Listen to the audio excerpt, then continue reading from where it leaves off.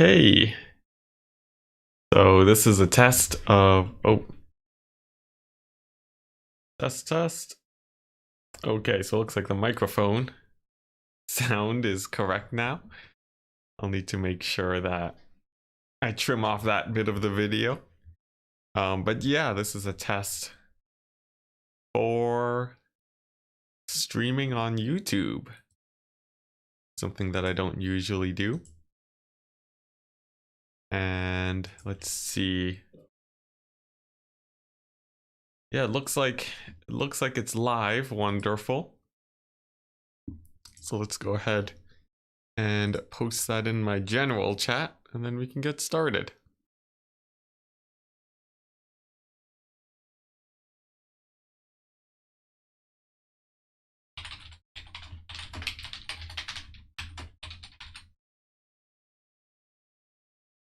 Alrighty. Let's see. Just have to manage some Discord stuff right now.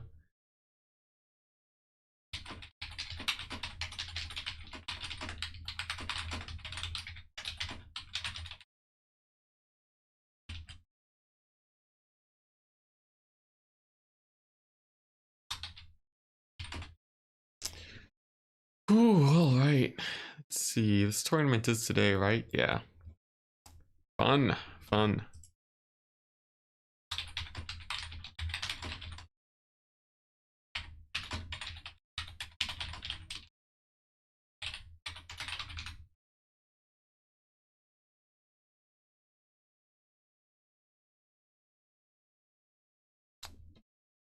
Alright.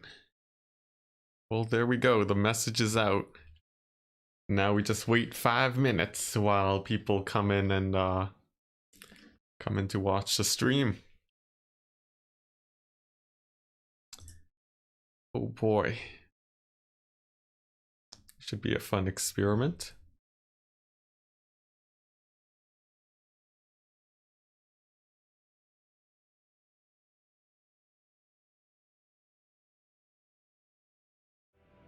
Alright, now we continue to wait. See how the chat works. Play around with different features. I'm already seeing there is life in chat. A single person is viewing. So hopefully some people trickle in by the time the tournament starts. I haven't set up too much here, but yeah. Hey, Reginald Puggington. Oh boy. Yeah, this is my first YouTube stream ever. Hello, BB. Should be good. It seems like everything works out okay. All my hotkeys are really messed up now, so I can't change off of this screen. So yeah, if something happens, I just need to I don't know. I'll close my monitor over here. But yeah, I don't even have a countdown timer. It's very unfortunate. In fact, I'm going to see if I can set that back up right now while we wait for the tournament. But yeah, hope everything's going okay for you guys on this weekend here. I'm just hoping that I don't get a loss after the first game in the tournament. That would be very unfortunate. All right, now where is my countdown timer? I'll just be setting that up. I guess we'll just hang out and chat for now. Ooh, I've been playing a lot of Vampire Coast recently too. I'm thinking they're gonna be my my main pick again. Just full on. Ah, you're Biblington on Twitch. Calling you Bib is fine. Alright, sweet. Hello, Biblington. Yeah, everyone with different names on YouTube. It's gonna be confusing. But yeah, I'm thinking I'll try this out for a while. I did do a lot of time growing the Twitch channel, but you know, I'll bounce between the two. Maybe for like some of the actual streams for speedruns, since I don't want all of those to end up on YouTube, I might do that on Twitch instead. But yeah, sort of just feeling things out at the moment. A lot of people say that YouTube is way better for Warhammer. So I'll test it out. Although my Twitch has grown a lot more, just because of the time and effort that I've put in. All right, so let's see if this countdown timer works as expected.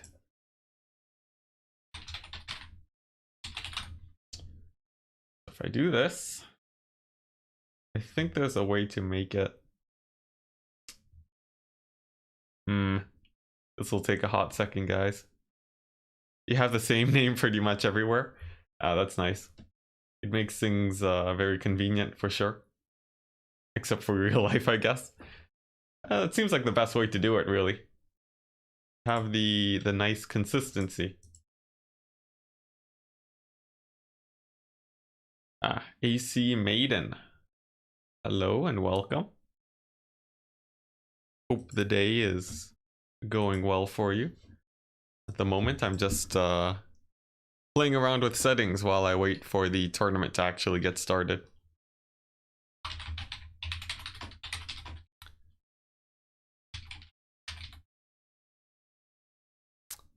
See how to add a countdown timer to OBS. Yes, that is exactly what I'm looking for. I have to mute the video though, otherwise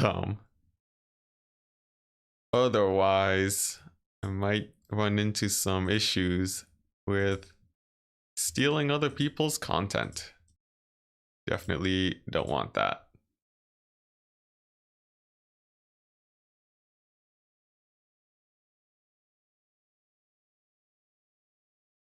I'll probably just figure this out later too, since I have a tournament to play in just a second. You keep reading the name wrong instead of Puggington. Oh, instead of Puggington, it's Puddington. Is that how you're supposed to say it? All right, cool. I've read it wrong for my entire life. Hey, Ice Power, what's up? Happy to have all of you in these strange times. All right, so the tournament should be started about now. I'll figure out countdown timers and such later. But now, let's see if I can find my opponent. So let's see. Where can I find that? Let's see. Playoffs, replay, self-promotion. Where is this thing? Looking for games, finding your opponent. There we go. All right, and then we have to make sure that the tournament has actually started. Let's go ahead and refresh the page. And what do we got? Bracket is still in preview mode. All right. Then we'll keep waiting.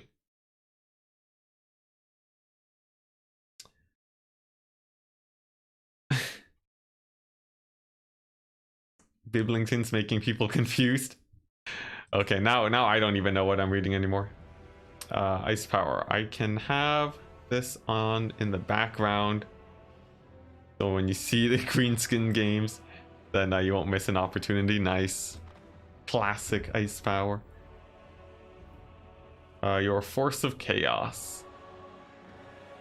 All right. So now I think I realize what just happened. Good to know. Now, advertising. Let's go ahead and go to self-promotion.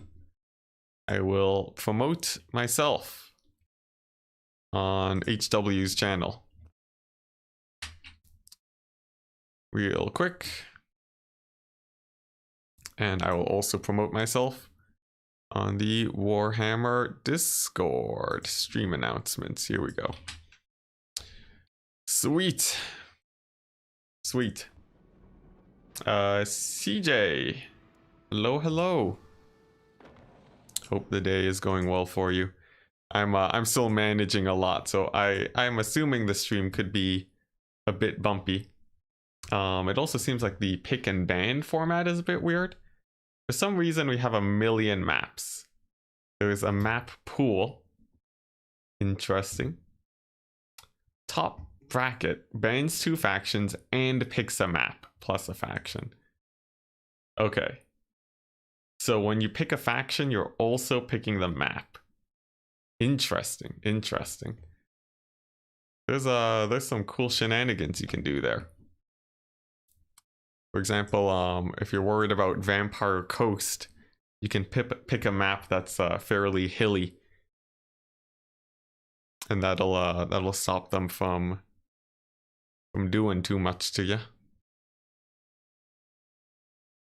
Still, I'll be playing Coast. In fact, if you go Lizardmen and don't ban Coast, like Lizardmen ban let's see what. Hope I'm doing well. I am doing well. I did my interview and I passed. I'm on to the final interview now. And if I can pass that one, then I have a full-time programming job. It's very exciting. So, like I said, since this format lets you pick the map, I feel like it's fairly Lizardmen favored. So what you do is you pick Lizardmen, and then you ban out... let's see, what do you ban? You don't ban Coast. I think maybe you ban the Vampire counts, I'm not sure about that. I think you ban Skaven, traditionally. But, I'm not sure. What do Lizardmen fear? They don't really fear dwarves that much. Apparently Tomb Kings isn't great for them. So the option is there. I'll still be playing Coast because I get to pick flat maps. And then the next issue is if I pick Coast, people are prone to picking greenskins, ban Lizardmen, and something else. I might have to try out the Tomb Kings against them. Yeah, they usually ban Lizardmen and the Counts. I could go Tomb Kings or Norska. Both decent options. I'm a little bit more comfortable in the Norska side of things. But I'll have to be careful. For sure. The greenskins are... A lot of people are learning how to play them. And I'm expecting the matches against them to only get more and more difficult. Tomb Kings are pretty hardcore for lizards. That's good to know. What makes the Tomb Kings so good against Lizardmen? I've tested it out once, but I didn't really feel it that hard. If it's a bad matchup though and I don't know how to play it, I'm definitely not gonna first pick Lizardmen. For sure. Alright, so I'm just continuing to chill, waiting for this tournament to start. Let's see. Save your semi-final replays. It doesn't look like it started yet. Check-ins are now open. We start in 15 minutes. It has been past 15 minutes.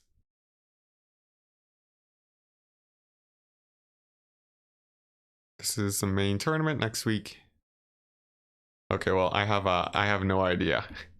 But it hasn't started yet, so we continue to wait. I think it's tradition where my son usually waits a little bit of time before the tournament starts. Just so that, just for any latecomers. Ushopti Great Bows plus Sepulchral Stalkers and Cetra on a Chariot is good against the Lizardmen. Interesting. I get the Great Bows, how they just snipe out all your monsters. I just feel like, you know, if you hard rush it, you'd be okay. You can kill off the Saurus, though. I guess that sort of messes things up, as you can't really rely on Skinks as heavily when it comes to undead. You heard Saurus tend to grind down Tomb King stuff. Yeah, that's sort of what I thought too. Should start any second now. A lot of people had checked in yet. I assume you mean had not. There you go.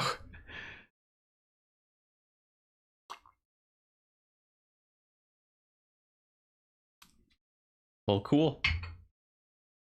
Should be good. So what map pool do we have today? I'm seeing Eschen, Swamp of Terror, Prague, Alpine Ridge, ooh, my favorite, Altdorf Outskirts, and Storm Demon. So I think for today, we're primarily going to be playing on Prague, guys. If given the choice, this map, it's one of the flattest maps in the pool.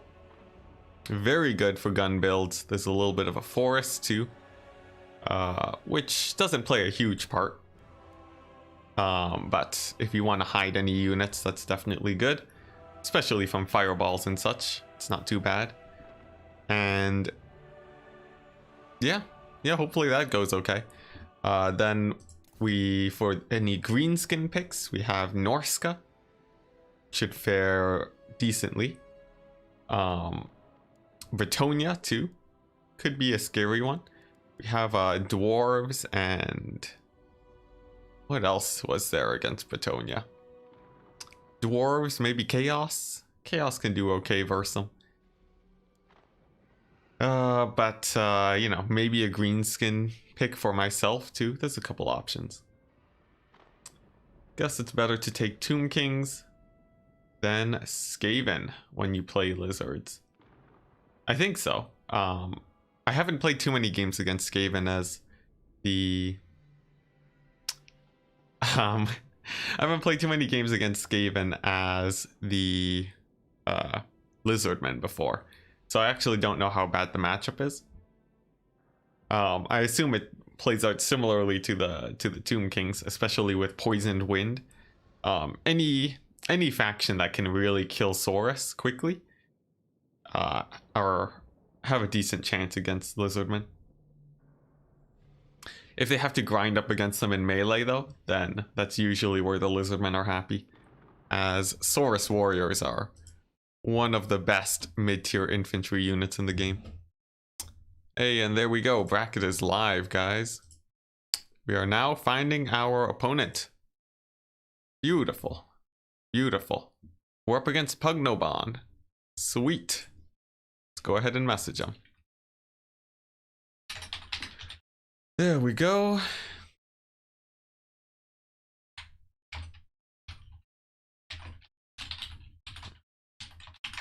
So I've had no practice games today. I'm using a new mouse. We're at a slight disadvantage, so I have multiple ways to shift the blame if I lose.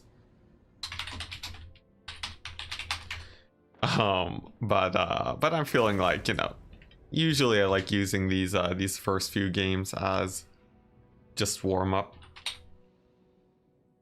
Pugnobon. Let's go ahead and send that invite. And also let's take a screenshot of this bracket as a screen blocker.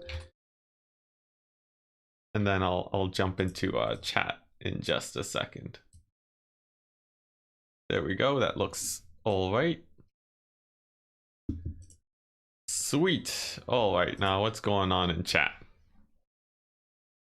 Guess it's better to take Tomb King. Skaven are even tougher. It's really tough if Skaven don't meme you. 1 mortar, 2 Jezzails, and anti-Pterodon stuff. You usually avoid that match, since Skaven have so many counters to Lizardmen stuff. Super tough to get through. Alright. Well, good to know. I don't really play a lot of Lizardmen. I can manage them in a few matchups, but I definitely would be a bit afraid first picking them.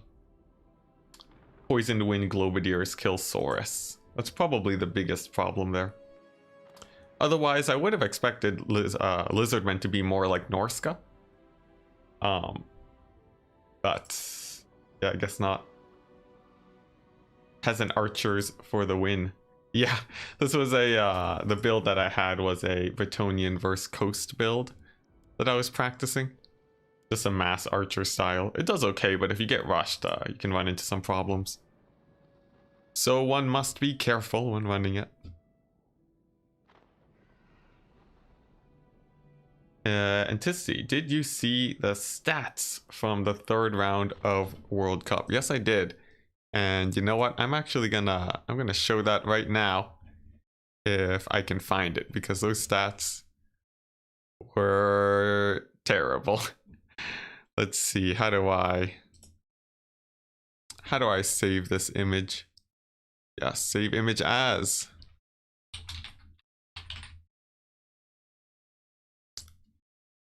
Here we go.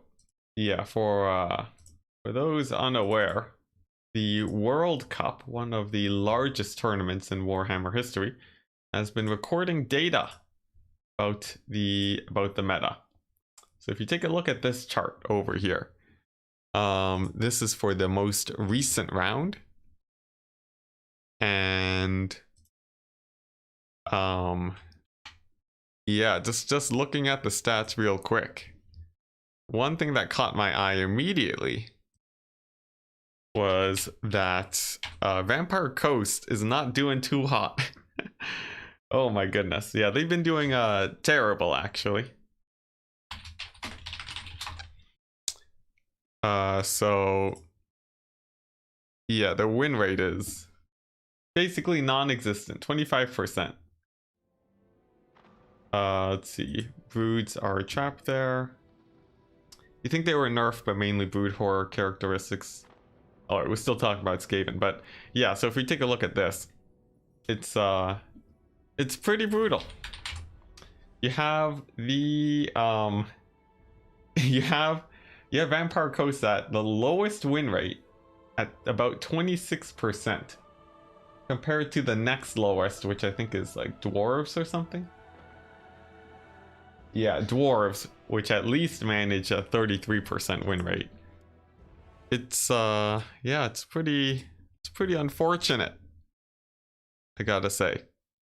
But oh, what can you do? At the very least, I think I can still pilot Coast well enough to pull out some wins. And of course, if you look at the data, we also see Greenskins, one of the most picked factions, but actually not very strong. Well, like, they are strong, of course. 55% win rate is still quite scary, but it's not insanity values. What is sort of a problem though is that everyone's playing Greenskins, and then a lot of people are getting tired of the monotony of having to face them all the time. But otherwise, not the worst. So cool. Now, Pugnabon should be picking first, I believe. He's top bracket. Pick first. We'll let him know. And then dive right on in.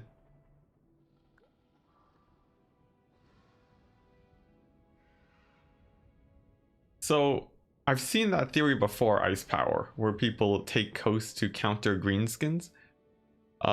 If that theory holds, then it means that Greenskins should be very favored against Coast. That means like people should be countering Coast with Greenskins. And I don't really feel like that's the case. You should also see that with other factions, if the theory holds too, where people are counterpicking with Coast. But yeah, the theory seems a bit strange to me for sure. I've thought about it a bit, but yeah, I'm not sure. Maybe we can use some Bayesian thinking here.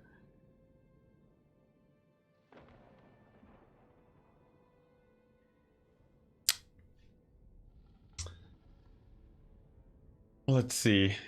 So, assuming that people are picking, or like, yeah, is there any, are there any other possibilities that could cause such a terrible win rate? That is the main question.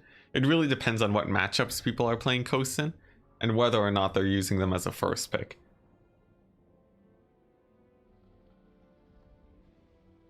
You think most people aren't Anticity? Yeah, but why would people play a matchup that they're gonna lose in? it sort of makes sense for the first round of World Cup, but for the second round, people should know how to play coasts if they're using them as a counter. Otherwise, you tend to see other counters. Alright, now anyways, we're seeing Empire. And banned Dwarves and Bretonia, very standard. We're playing on Eschen. I want to use Coast as my first pick, so I'm tempted to go for a Lizardmen counter here. Alternatively, I could go for Bretonia. But I'm pretty happy playing the Lizardmen, I think. So I shall. Alright.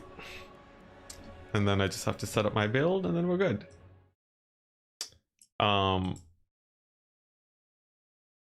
But yeah. Like, even if you look at Dwarves, right? Dwarves is the most likely counter pick of them all. And well, I guess Dwarves is the next lowest win rate, so that sort of lines up with the theory. It just means that people using Coast as a counter pick do it even worse than Dwarves. Who knows?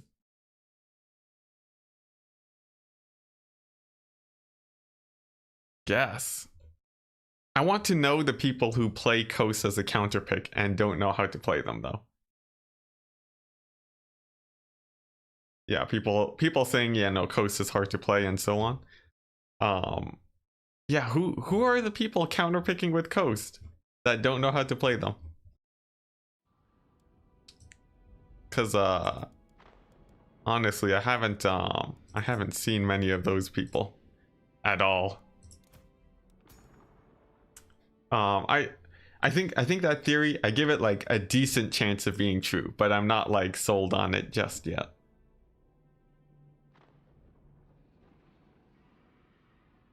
I guess, but yeah, if you look at the Dwarves, they also have a lower win rate, and they're supposed to be a good counter pick. So you would expect the Dwarves to be high too.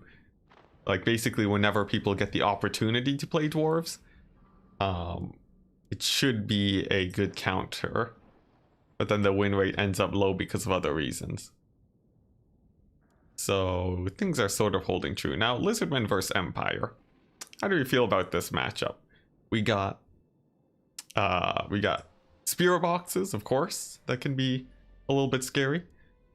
Alternatively, snares and just sniping builds can be pretty scary too. I'm not sure how threatening that is versus us though.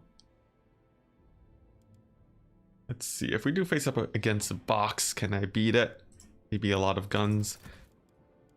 Oh man, honestly, I'm not too sure how I want to play this out. But let's just go with this. I think I have a basic army that feels decent here. Yeah, let's try this out. Alright, if folks like Satsuma. Oh, what's it? You've taken Dwarves versus Bretonia and got stomped too. Yeah. That could be it. I really want to know more data though. Like, if they tracked which faction gets first picked most often, that'd be pretty cool, as opposed to counter picks. So, hopefully that comes out. But it doesn't seem like that's really on the way. Super surprised with the dwarf win rate. I'm sort of less surprised about it. Dwarves have been generally regarded as a pretty bad faction. Yeah, I would say dwarves aren't too great of a faction really. In the current meta, they generally have bad matchups in a lot of cases. And a lot of people that don't ban dwarves also know how to play against them. Now, on the flip side, Vampire Coast is supposedly, or was supposedly, a good faction. Actually, like one of the best factions in the meta in some previous patches. So for them to drop so low after the nerf is a little bit surprising. I would have expected them to be closer to Norska, since Norska was another very top tier faction. up until around the coast nerf time. And then now they're doing not amazing. Just like 40% win rate. But with coast, it's like that's a very significant drop in win rate. And for 2 rounds in a row, for the first or for the second and third round of the qualifiers, we've seen coast pretty low. So something dramatic for sure is happening over there. You think there's a general idea that some matchups are unlosable regardless of ability, and people have gone burned for it. Maybe like Coast versus Bretonia too. A lot of Bretonian players know how to play against Coast and can actually get wins pretty often. There's a couple options. I think the likelihood it's sort of spread around amongst them. It could be people are just counter picking as Coast without knowing how to play them. And that is in line with dwarves. It could be people are maining Coast, using them as a first pick and facing up against people that are fine playing against them. I have no idea. All right, looks like Pugnobon's ready. So we'll jump into the game in a second. Dwarves taken as a counter are really one-sided matchups normally, like Empire, Lizardmen, Coast, and Bretonia. Yeah, but can't we say the same about Vampire Coast? Unless you're thinking they're only taken as a counter for Greenskins, and that Greenskins is super strong. I think that now that I've played it against some of the higher tier players like Voidlaws, I do feel like that matchup is actually a bit more even compared to a lot of dwarf matchups. So who knows? Who knows? But for now, we have a game to play. I'm going for a rush build up against the Empire. It's gonna be a whole lot of cavalry, a couple Pterodon riders, and just pretty standard frontline. We have a ton of skinks, Saurus warriors, and it's just gonna be a march up and get them strategy with a bit of a flank overload along the right flank. I have my skink chief, who will be moving along the right flank too to take advantage of the forest, and then just a couple chameleon skinks to run as a little bit of anti-skirmish. They're not amazing at their job, but they do good enough. So with that out of the way, I think I'm about ready. Can jump into the game. Good luck, have fun. Ready. People are picking dwarves against greenskins. Believe me, it happened to me. That's interesting. Now, greenskins, they are pretty worried about dwarf cheese. So if you want to get the, as people call it, build roulette, build roulette has a few too many negative connotations for my taste, but I think it gets the idea across. Greenskins, if the dwarves go all in on a strategy that they're not ready for, it can be a really rough match. So I'm not super surprised that people are picking dwarves there. So you've had good win rates versus Coast, with Coast versus Empire and High Elves, for example, which were previously considered tough ones. They're not a bad faction by any means. You think people just misuse them a lot. Maybe. Maybe. Ooh, alright. Now we're just waiting on Pugnobon to finish setting up his army here. Dwarf cheese is pretty nutritional. Yeah. It's pretty common too, unfortunately. Don't want to get too much of that. I'm wondering though, if one day dwarves will have a play style that that's pretty consistent after the builds have been selected. Fingers crossed that by game 3 we have something like that. But anyways, for now, on to the actual game. We're seeing a Black Lions war wagons with Hellblasters. They do a lot of damage, especially to cavalry.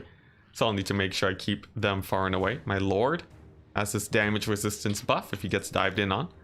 Very important. And, ooh, nope. It's shooting at my Saurus Warriors. Not the best target for it to hit right now, but a decent one. And right now I just need to just march right on in. There's not a lot of cavalry for this Empire build. In fact, it's mostly cannons. So just getting the engagement on as quickly as possible is going to be my priority here. The Black Lions, I'll shoo them away with a few chameleon skinks, I guess. And then I have to worry a little bit about Boris. There is also the there's a little bit of a worry here on some of these Empire forces. Actually, I guess it really is just Boris that's the biggest threat. I have a huge cavalry advantage, and the goal is going to be diving in on these handgunners. There's so much infantry here that they're not really worth trying to take out. And it's going to be a lot easier to shut down the handgunners instead. So now that my army has progressed far enough, I can just move right on towards them. The Bastiladon is charging straight towards them, and as they turn away from my Pterodons, I can move in and begin diving in on top of them. Here we go, they're facing towards my front line, which is very good, as it means that the Pterodons have free reign to just go straight for the throat. And let's see how much damage I can get with these rock drops. That's number one. Misses the first line of handgunners. Number two should connect, and it does. And now my Saurus Scar Veteran is in the fight. A burning head does drop, but it shouldn't be hitting too many Saurus warriors. I have a little bit of cavalry in here too. And with Boris landing on my Lord, I'm going to proc his buffs. And that should keep up and alive for quite some time. As for the skinks, they're trying to sneak through. Just diving into the back line, and I'm just trying to get as much disruption as possible. Just causing as many terror routes and really just preventing these handguns from firing. If I can do that, I should be good. And once I actually start pushing into the back line of the Empire, then I'll be set. The cavalry will chase off routing forces. And here we go, the front line now collapsing. It's going to be quite a nice situation for me. Next up, these war wagons. I'm going to see if I can shut them down with my cavalry here. My Lord has done a good job terror routing everything. And now we're diving in onto the wagons. Boris, let's see, it seems like he has landed, which means this is actually a pretty nice opportunity to dive in on top of him. I'll use my Bastiladon to knock the Bright Wizard around so that he doesn't get too many burning heads. In fact, one of them gets cancelled right there, which is very good for me. And if my Lord can kill off Boris, that would be pretty amazing. Now, no guarantee, as Boris, he is quite the fighter here.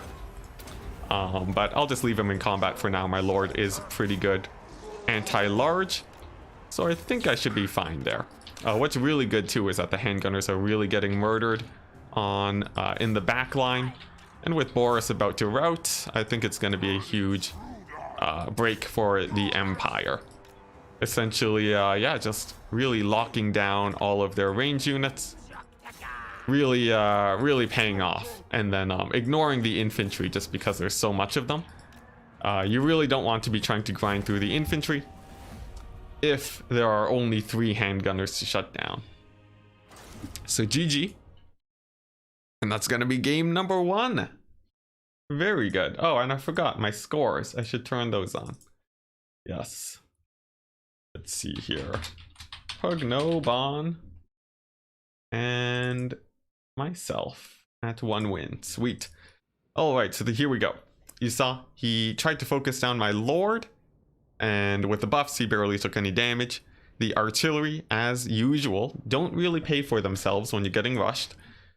And the handgunners, it looks like I did manage to shut them down really well. So basically, preventing all the range from getting damage and leading to a pretty clean win. All right. GG. And now we move on to the next map, which is going to be Prague for myself. Let's see, should be somewhere here. There we go. Gotta change that build a bit. Bugnabon says, yeah, I'd probably remove the artillery. Now for myself, I'll go VP and ban out the... Let's see, what do we want to ban? I could leave the counts unbanned. I'll probably ban the wood elves and the dwarves, I think. There we go. It leaves a few options for my opponent, which is definitely a tiny bit scary, but that's what I'm trying to practice with Coast nowadays. You should probably bring Volkmar here. Yeah, I think the Boris pick was a bit sketchy too.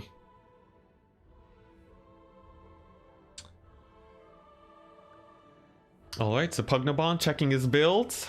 So we'll just continue to wait.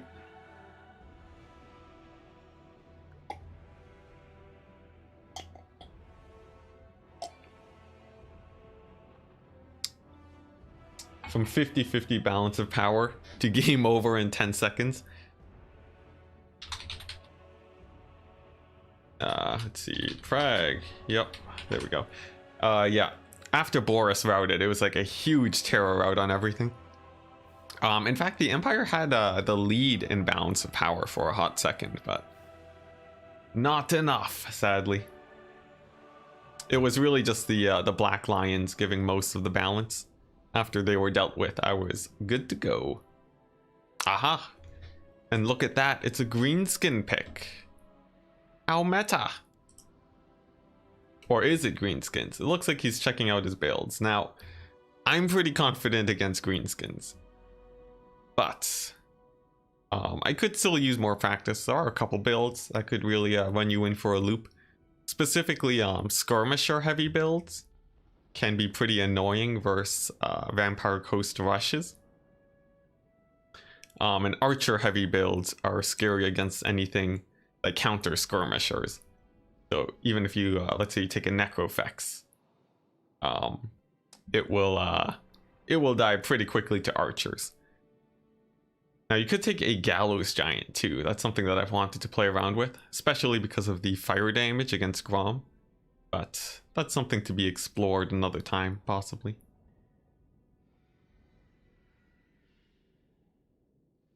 Alternatively, you could also go for a mass Cyrene style of play against greenskins. If they don't have enough magic damage, it's pretty brutal. Against skirmishers, they do pretty well too. You just have to be careful that you don't lose them to magic damage, which can sometimes happen pretty quickly. Where do they release the stats for World Cup? I'm not sure exactly. I think probably on their Discord. Yeah, in the announcement page on the World Cup Discord, you can see all their stats. So feel free to check that out. Pugnabon with apparently a lot of different builds against Coast. He's hovered through about every counter pick that you can imagine at this point. Yeah, Ice Power's got it. It's in the World Cup Discord. Ooh. Now it's been a while since I hardcore first pick Vampire Coast.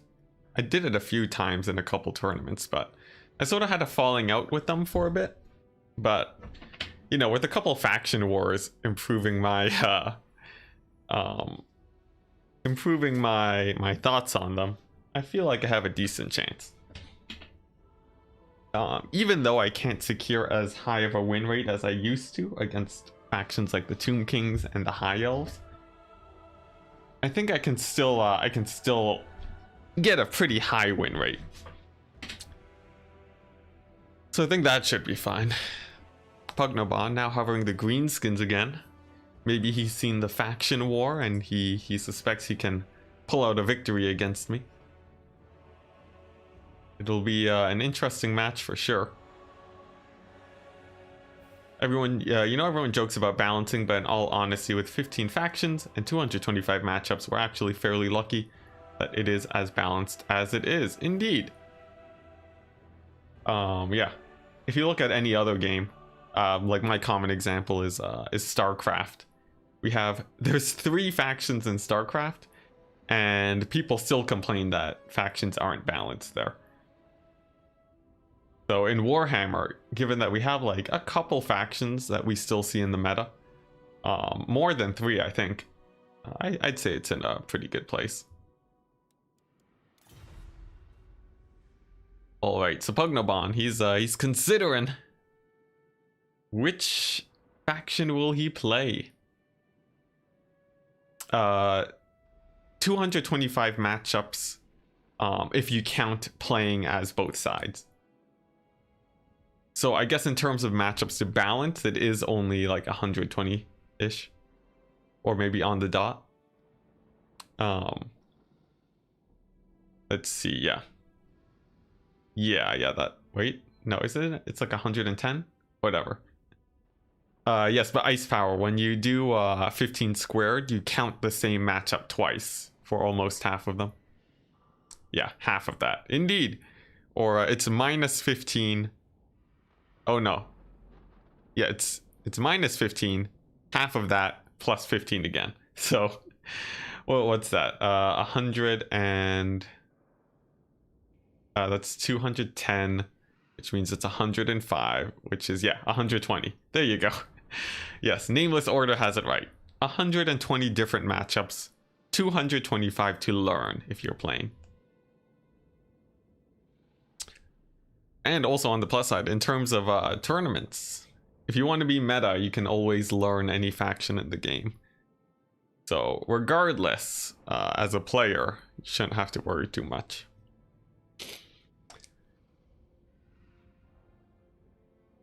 All right, here we go. Now, will Pugnaban select a faction? Place your bets, guys. Oh man. It's taking a while. Apparently, he doesn't have a clean counter to coast. Now, this is actually something that can happen when you have people playing a faction so little. People don't always have just a ready counter. If I were to play Greenskins or Bretonia, Pugnaban would most definitely have a faction to select at a moment's notice. But honestly, I'm one of the only notorious coast players left. I think Random Nix used to play a lot of coast. Of course, Ice Power plays them a bit, but a lot of people, they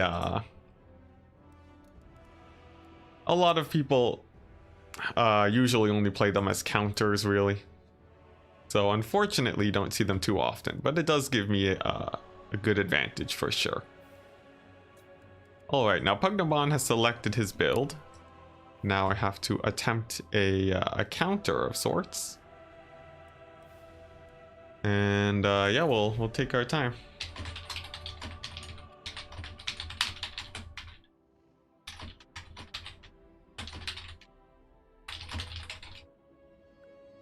All right. So what are we looking at? The Greenskins. It's usually a mass archer style. The question is how much they actually commit to defending a rush. The Greenskins, they if they go too hard on the archers, they can't really hold off against a rush. And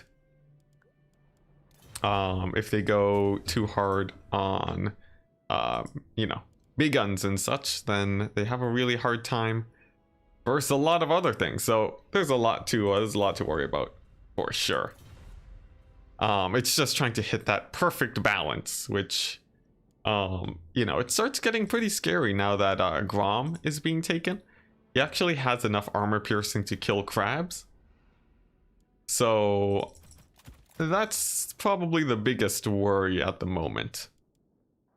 Grom just, yeah, essentially just murdering all of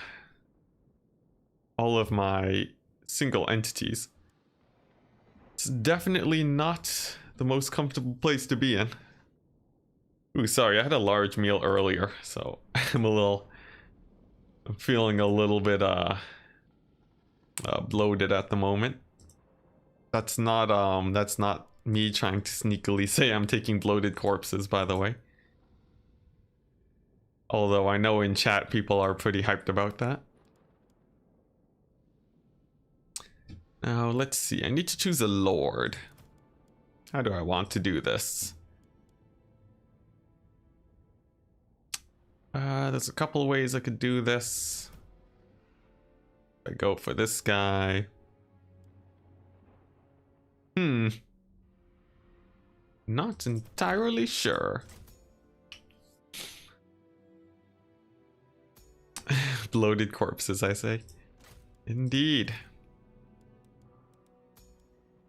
I do think if they made bloated corpses cost 300, they would actually be quite terrifying, as they'd be cheap enough to field en masse.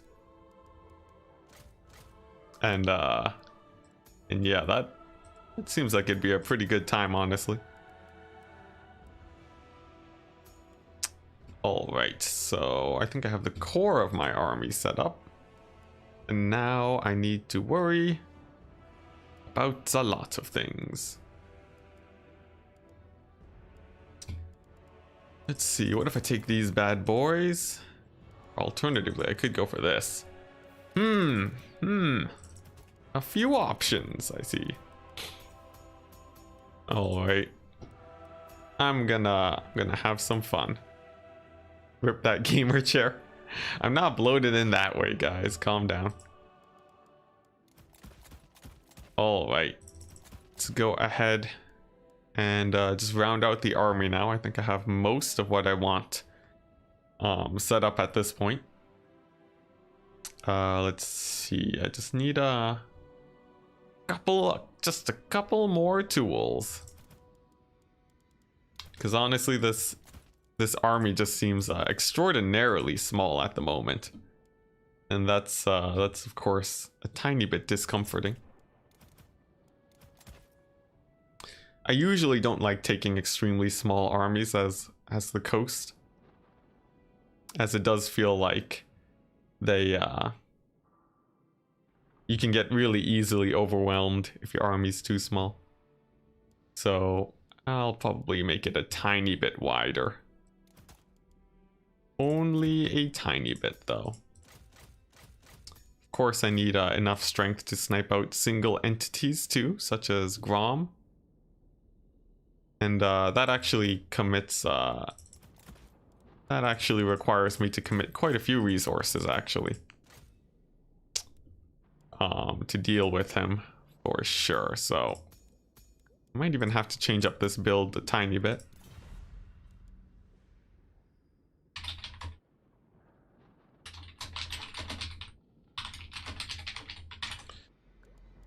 Let's see, Pugnabon saying he wants to hop into the stream for a second. Just double checking that I'm not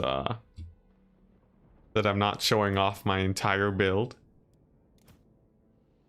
So taking a look at the army right now, you guys can't see it, but it has enough to kill off single entities, archers, skirmishers, and that's like the main bread and butter for greenskins. So that's definitely a plus. And now, do I have enough to deal with everything, though? It's gonna be close, guys. It's gonna be quite close for sure, but I think I have a decent build lined up. Oh man, this is gonna be so sketchy, guys. I don't know if this is gonna be enough. But you know what? I'll go down with the ship. This doesn't work. Then yeah, we'll follow with the ship. I'm ready. I'm also going to grab some water, so I'll be back in a quick second. Oh boy.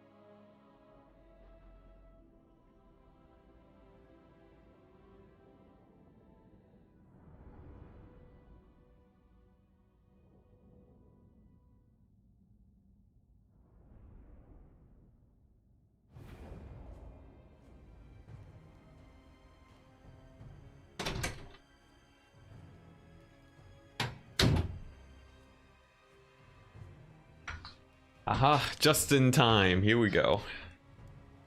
Alright guys, here's my very tiny army. It's a Silostra army with 2 gunnery wights, enough to kill off Grom if needed. I have a Necrofex to help cause a bit of terror. And most importantly, I have Queen Bess. Now Queen Bess, what it brings is a ton of damage to archers. Will be my main anti-archer tool, but it's going to require a bit to actually defend. I need to commit a whole unit of pole arms to stop it from getting shot at. I have to use Silostra to block it, and it's going to be a bit scary. In fact, I'm thinking I might use the Necrofex to block it. And what this does is that if any vindictive glares come in to shoot Queen Bess, the Necrofex should be able to block that fairly well. Sirens cover against skirmishers on one flank, and my handguns will cover the other flank. Silostra will cause terror, so if there's a lot of chaff, that's not going to be too much of a problem. And I have anti-leadership and Kraken's pull. But the problem is that this army is very thin. If you guys did not notice, the army basically only has a front line of 4 infantry. So it's gonna be a little bit sketchy, but we're up 1 game, so I feel like the time for experimentation is now. And if we lose, we'll only bring down the Vampire Coast win rate, which means hopefully they get a buff in the future. Now, let's go ahead and send out the good luck, have fun. And then dive right on in. What about Missile Cav? That's what the Necrofex Colossus is for. It does pretty well against any missiles. But yeah, this relies pretty heavily on my single entities and having them carry out the day. So let's see how it goes. We're ready. Queen Bess will be firing in just a second. And with the Necrofex Colossus in the way, I don't think I'll be able to manual fire very often, but this should be fine. Alright, and here we go. Queen Bess is online and operational, and it's a full-on rush from the Greenskins. Very interesting. So with no archers to speak of, I'm actually going to pull in my formation rather tight. And then, yeah, I'm going to be relying on that. Now, first shot from Queen Bess gets in pretty decent damage against these savage orc boar boys. We'll fire another shot in onto there. Hopefully that goes well. And then these squig hoppers, we want to have halberds blocking up against them. The gunnery wights are going to be poking away at Grom. Their gunshots are actually quite scary. And then these handguns are just going to be holding their own along the flank. Necrofex Colossus, very good against taking out cavalry. So I'm feeling decent so far. The Orc Shaman, though, is going to be a bit of a threat, as he does give magic damage to a lot of the greenskin forces. And that will be able to tear into my sirens pretty well. And we definitely don't want that. So sniping him out is going to be a priority for sure. Now, there we go. The Orc Shaman already taking quite a bit of damage. That is very good in my favor. And I'm not too worried about these gunnery wights getting compromised right now, as they are rather tanky. A double Scab Scrat to hit up these goblins. Kills them immediately. Shuts down any fanatics that they could have possibly sent. So that's definitely very good. We've almost routed off these orcs.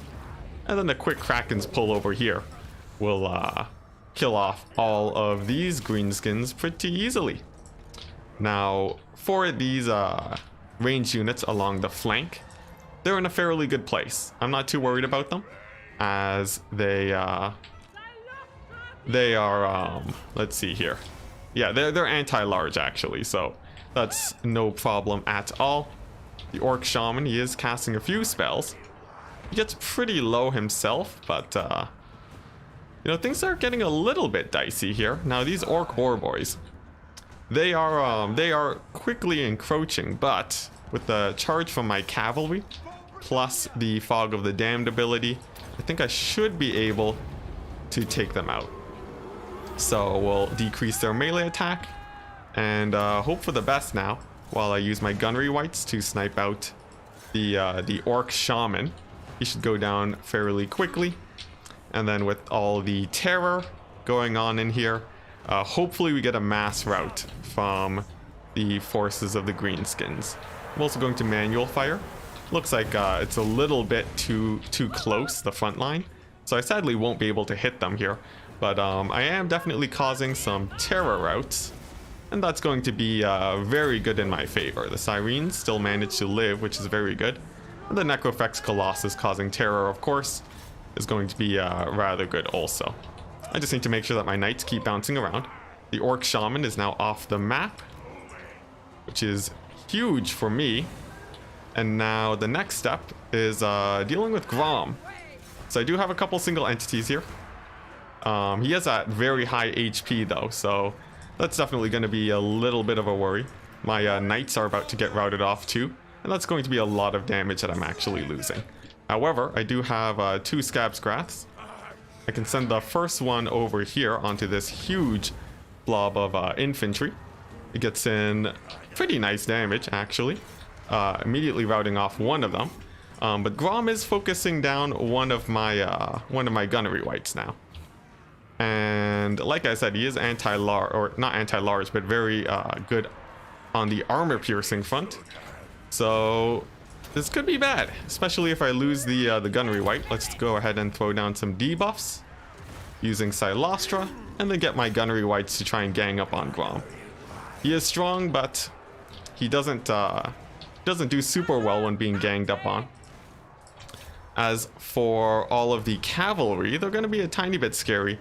And I need to actually get them routed first with Silostra. Looking to get in a Fog of the Damned soon, but let's see. The leadership is still doing fairly well. Now, as Grom goes away, the leadership does begin to drop on these forces, but here we go. We're now seeing the greenskins. The balance of power goes back in their favor. And even though I think I could finish off the infantry, I sadly don't think I have enough for Grom in this situation, as my gunnery wights are now pretty beat up. The rush looks like it will manage to hold, but I'll continue to hold on in case I get some good RNG. And hopefully another fog will be able to save me here, as the leadership for the greenskins here is always has a chance to fall apart.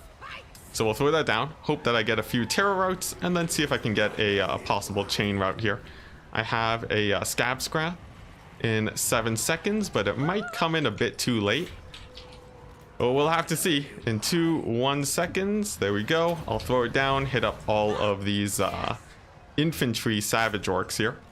That should get them into terror route range, which means it's just Grom at this point, and a bunch of flappas. Just a couple chariots. I have routed off most of the infantry, which means that it is mostly Grom at this point. But will I actually be able to kill him off? Silostra is not the best duelist in the world, and it looks like he will be coming out on top with some consistent cycle charges, unfortunately. Hey, Doctor, that's correct. We are on YouTube today. Just testing it out, really. As you know, always good to experiment with some new things. And there we go. I think Grom cycle charging is going to win it. And given that he's free to continue cycle charging, I'll just call it GG here. No need to drag this out longer than it has to. And we'll be jumping into game 3.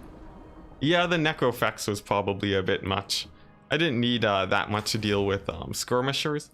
If I could change the build, I'd probably go with more Sirens, I think. Feels pretty good. Interestingly enough, if I had gone for a flying build with a bunch of handguns, Pugnoban would have been in a really bad situation. He essentially went all in, betting on the fact that I wouldn't go for range units. So definitely an all-in style. As usually people do go for flying units against greenskins, but a good call. And that's gonna be that game. On to the third match now, where I think Pugnoban is picking 3 factions. Let me double check. Highest win rate versus lowest win rate faction. I think Wood Elves had highest win rate last World Cup, but definitely one of the highest win rates. GG. And but yeah, I think Coast has a good chance against Greenskins. I think worst case it's a 50-50 matchup because Greenskins can't deal with everything against Coast. Usually, like they have to deal with flyers, a rush, or a gun heavy build, and it's no guarantee that they'll have the correct build. It does mean that you are relying a bit on your build selection to help you out, but that's sort of a sign of a more even matchup in my mind. Pratt Grom is such power creep. Guess? Depends. Let's see. Is it power creep? I'm not sure. If you compare him to old Luther Harkin, it's not too crazy. I guess if you do compare him to like Warhammer 1 lords, the Warhammer 2 lords definitely do are much better for sure. But I don't think it's too crazy. If you compare Grom to like Franz, it's not super crazy. All right, now anyways, Pugnabon, he's thinking about his pick 3. I have a bit of a leg up here because I get to choose my counter pick. And as someone who's practiced many factions, I'm feeling decently confident about having a good counter here. You feel like Grom is the main issue? He is really nice against large crabs and so on. Something that I don't think many of the other lords can do. Although I think if you had Grimgore, it would be basically the same against this build. But against ranged builds, Grom is pretty scary.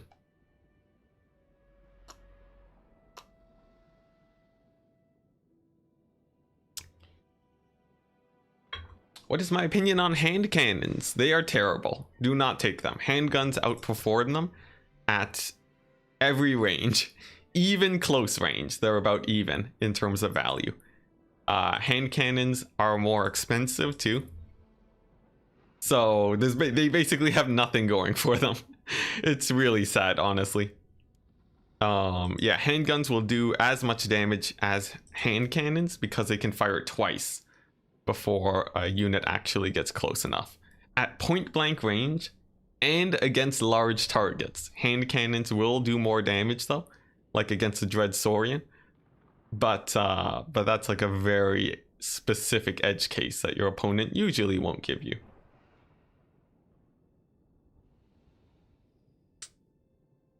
Problems, not the top win percentage because the greenskin mirror has become really common. I don't know if that's the most common thing. I know it's definitely cropped up a few times, but I think that only accounts for like 10% of my games against greenskins. To you and Random Nicks tested what's this? Oh, Orc Archer Boys, yes. Yeah, you have to be really careful about your dogs. If they get countercharged, they will die pretty quickly. Technically speaking, hand cannons do a fair bit more damage to single entities at close range. At very close range, yes, they do more damage. But it's so close, your hand cannons will get dived in on before they can actually get most of their shots. You need the single entity to be pinned down. So yeah, Aranessa plus hand cannons, maybe that's a strat, and then you just burst them down.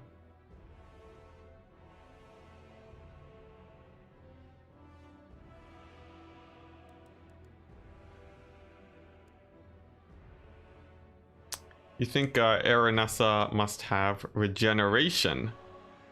Or what buff would make her a little bit better? Make her undead on her mount. I think that is a very clean way to make Aranessa better. Just because if you can heal her up, she's a lord with a net. That is something that is highly wanted by Vampire Coast. Any nets for a ranged heavy faction is amazing. The problem with Aranessa is that she her HP is about half the amount of any other lord because of her inability to heal.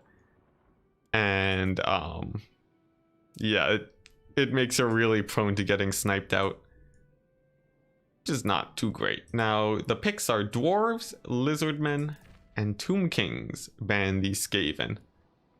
Let's see, how do I want to play this out? Against the lizardmen or tomb kings and dwarves. If I go high elves, ban lizardmen, it would be a match against the tomb kings, which already feels like pretty great. I could go the vampire counts, but I don't know if I feel too great about that. Alternatively, let's see, Bretonia is a no-go in this situation. Honestly, the high elves feel pretty good here. Yeah, I do quite like that. Let's see, I already played Lizardman. Maybe a Norska or Tomb King pick? Sure, let's go high elves ban Lizardman. Now, the odds of Pugnoban going for dwarves here is pretty unlikely, as it is a terrible matchup to run into. So I'm guessing it's going to be much more likely a high elf versus Tomb Kings game, which is a matchup that I'm a lot more comfortable with for sure. So I think, let's see here. Pretty sad state of affairs. One literally killing a lord, would be a buff to them, making her undead, I guess. I think that, or you make Aranessa, you just need to make her tanky in some other way. What's it? She does have the damage resist buff that she can give herself, but it's not too impactful, I don't think. Still though, the net's pretty interesting. I want to see how that plays out for sure.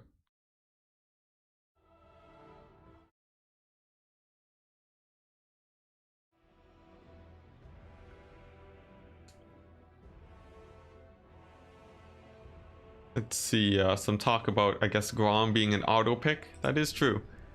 Although many factions have lords that are more or less good in most matchups.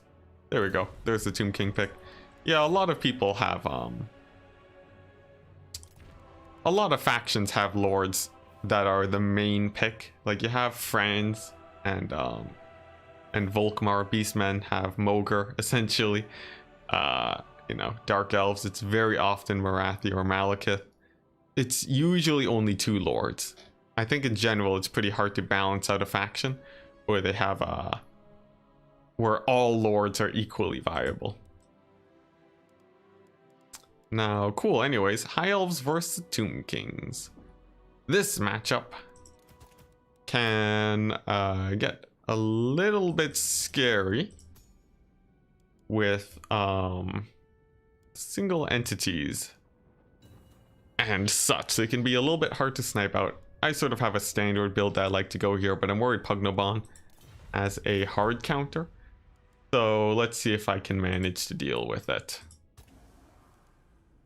Let's see, the main thing is Ushoptis or single entities, possibly chariots. Yeah, I guess those are some main threats. Let's see, what am I really worried about here though? Let's see, masses of Tomb Guard, I guess. That's not super scary.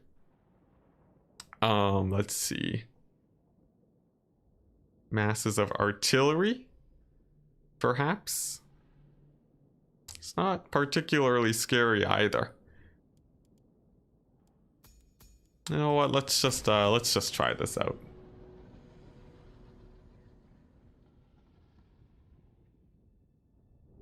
All right, so yeah, this build is going to be pretty familiar to most of you. It's a heavy archer build against the Tomb Kings. I don't feel like going anything crazy this time around. So it's just going to be mass archers, techless for the nets, metal caster for the armor debuff. It's as clean cut as you can imagine. The biggest threats that I could run into is a committed counter to this build, and that actually has a decent chance of happening because I so often run it. But even so, just a couple of misplays will still put you in a really bad position against a build like this, as if you do take a net at a bad time, you're going to be getting a lot of damage onto your forces. So there's still definitely quite a bit of a match ahead of us. Pugnabon's gonna have to really focus on keeping his lords alive, and as for me, I need to make sure that my lords and heroes don't get sniped out, as if Techless dies, I won't have any opportunity to net after that. So spirit leeches are going to be scary, and because of that, I'm going to be keeping them in the forest, where they're going to be a little bit more safe from all the possible threats. But otherwise, it's the same bread and butter that I always go. My cavalry too, let's just keep them in the forest also, why not? The build is looking rather wide for Pugnabon, so let's see how this goes. We'll see how it plays out. So he could have quite a bit of infantry here. He might be able to sneak past my front line and get a bit of work done. Let's see, what else? Well, he definitely has a lot of infantry, and probably enough money to spare for single entities, unless he's gone for Tomb Guard. If he does have Tomb Guard, I think I might just throw a net plus Fiery Convocation to kill them off. As if I can hit 2 of them, that's already like 1,500 gold value, which would be rather cost efficient for me if I do manage to pull that off. The biggest threat is if he has a bit of artillery to force me to advance, and then he snipes out Techless with tons of spirit leeches or something. I think that would be the worst case scenario. Of course, I have the potion of Chivori, but it puts everything on cooldown for 30 seconds. So that's not the best situation ever. So let's see how it goes. We just gotta wait for him to deploy, and then we're good to go. One good thing about this map, though, for me, is that there are a lot of terrain features around, which means that flanking is going to be less of an issue that I have to deal with. And with a lack of flanking, my mass archer style of play will have a pretty good advantage. Skaven have Queek. Yeah. Well, at least Skaven have Snicketch and Skrolk. And they have Throt. So, you know, that's 3 lords going for them. But here we go. Pugnabon's ready. Let's see if he has the build to break the archer defense. And here we go. It's a box for the Tomb Kings. That's pretty good for me. He has a Lich Priest of Light and 1,000,000 chariots. Now, the chariots aren't too bad if I can get a net on them. There's also a Tomb King, which means no Arc in the Black, which means my lords can move forwards freely.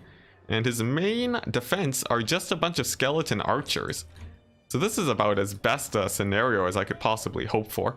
The biggest threat are these chariots, but honestly, they're not very threatening.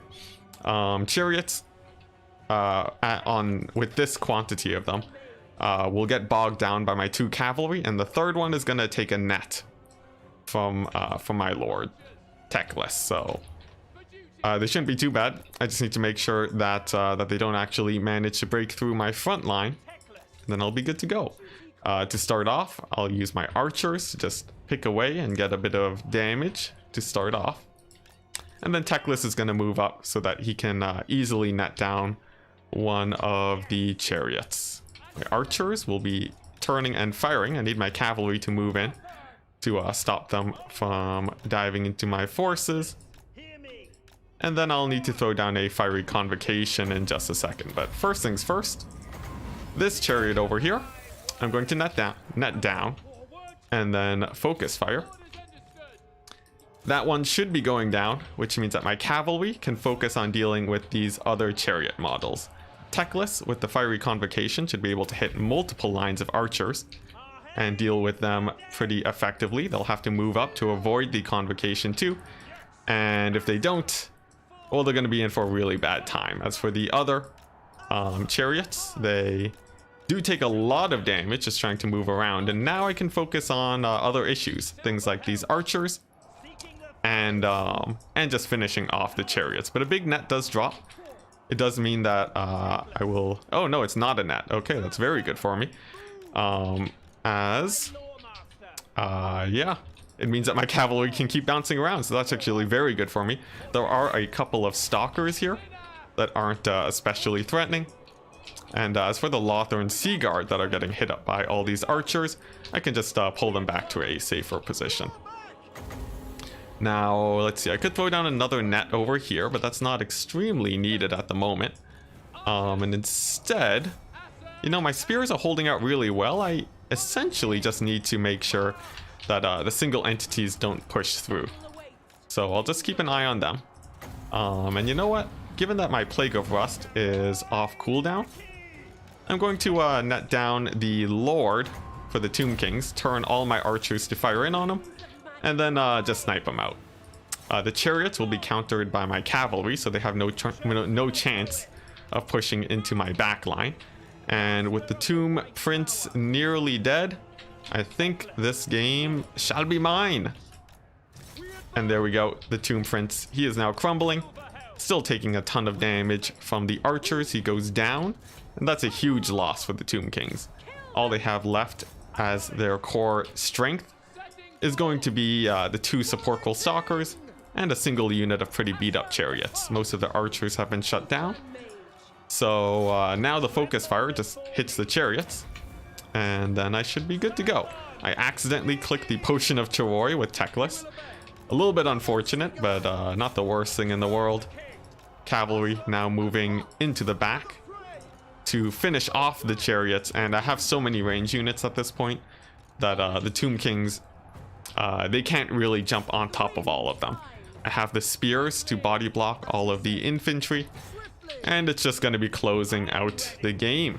The build was definitely very unfortunately selected for Pugnoban, as he was expecting more of a high elf rush style.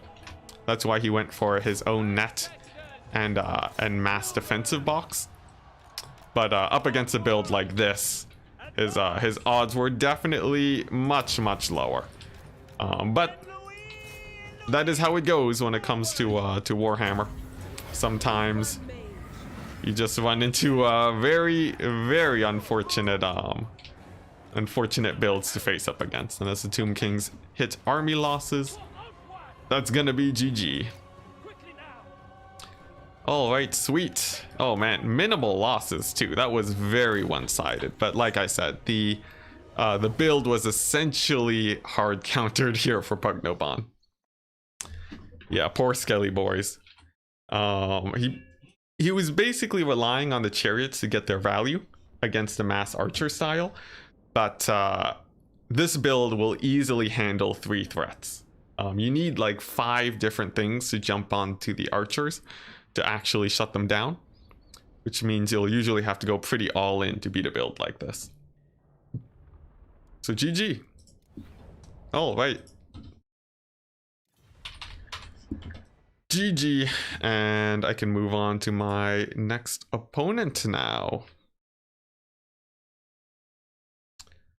All right, he gives me the good luck. Thank you, Pugnoban. Whoops. There we go. Thank you, Pugnoban. And now we jump into the next one. And our opponent is going to be Kolos 1902. Interesting. Let's go ahead and set up a lobby. I have no idea who this guy is, but let's not let our guard down. And I'll go ahead and send a message.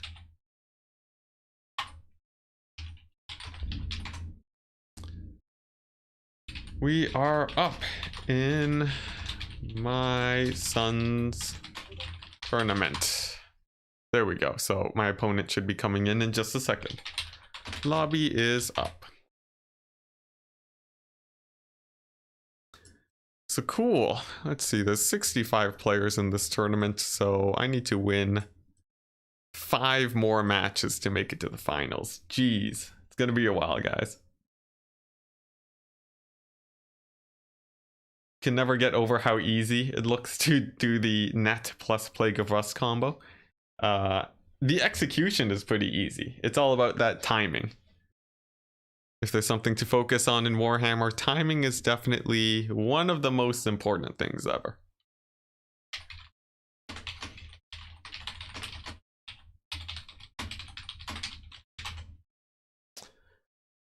Yeah. Alright, so it looks like you can't see the lobby. I'll have to invite this guy to my friends list. Cool. Now, real quick, we should workshop a Vampire Coast vs. Greenskin build. I have a couple. In fact, a lot of the times I use zombie bombers to good effect. Oh, this guy's on Clan VM. Interesting. Okay, so really have to make sure I don't take this guy lightly then. Alright, so there's the invite. We'll invite him to the lobby, jump right on in, and it looks like I'm picking first. Wonderful. I guess it will be Coast on Prague. Very standard. That's going to be the theme of this entire tournament today. If I could only find Prague. There we go. Alright, Kolos is in the lobby. Sweet. Let's change the scores. And see if I can win it. I'll go VP. Ban the dwarves and the wood elves on Frag. There we go. Now we wait for his counter pick. Will it be greenskins? Possibly. People have been running it a lot. They've been using Grom effectively. But is that what Kolos is going to be going for? If he does, I'll need to make sure I have some way of dealing with Grom, as I didn't have in the previous game. And we'll have to see. We shall see. I have a couple ideas for builds that should work out. But there we go. His pick is going to be High Elves instead. Very standard pick. It's on a flat map too, which can be pretty scary when you play as the coast. So we'll see if I can pull out a win here. I have this is a matchup that I've played many times though. So even though there's a bit more risk here, with the chances of them hard countering your build, being a possibility, I think I should still be able to win this matchup most of the time. Biblington, you just got back and finished your games. How goes the tournament? It's going good. We beat Pugnobon in the final match. Essentially, I just had the right build against his, and then and yeah, now I'm on to this guy from Clan VM. Hey, Pugnobon in chat. Not throwing the Lord would have helped for sure, but I think that would have been a hard match no matter what. Only 3 chariots to kill off the archers is going to be a rough time against 2 cavalry and a net, regardless. So I don't blame you for that last game. Now for High Elves, what is it that I need to worry about here?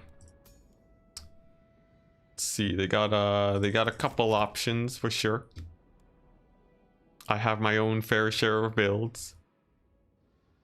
Let's see, just trying to imagine what could possibly be Bret here.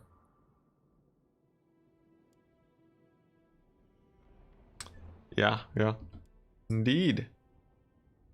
Did get some hard matchups, but yeah. I'm gonna see if I can win some Vampire Coast games.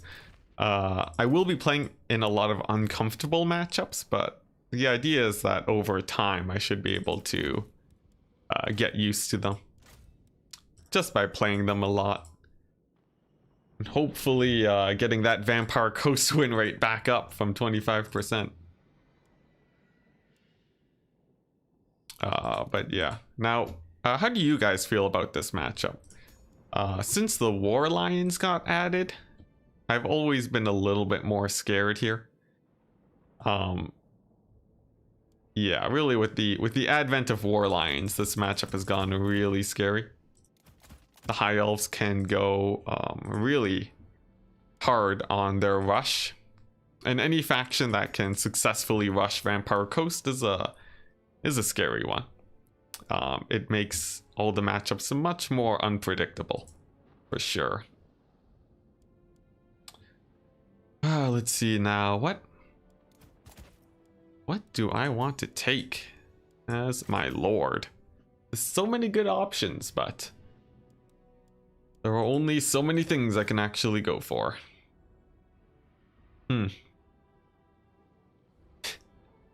That's a possible fun shenanigan I could do. You know what? I'm gonna try something out, guys. Possibly some new shenanigans are afoot. Let's see what else. Yep. Definitely this. And yeah, I'm just gonna be setting up my build without spoiling as much as I can. As this matchup can be very volatile depending on the builds that are selected. So I definitely don't want anything to be getting out. Looks like he's ready. So I just need a tiny bit more and then I'll be good to go. Let's see. What would be the biggest thing that I'm worried about? Let's see. What would I be worried about? Honestly, not a ton. Not a ton. With a build like this, I'm feeling fairly confident.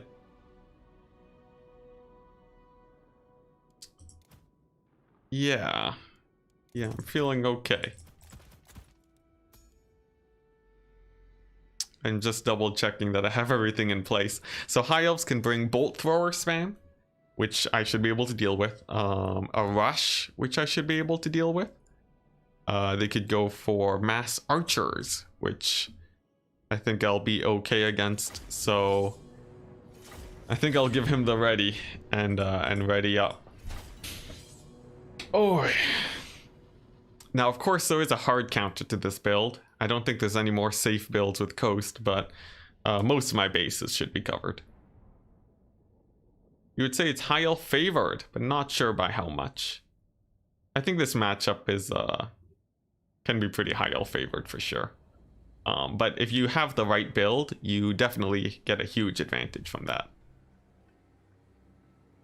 Thought it always felt like a relatively close game. Yeah.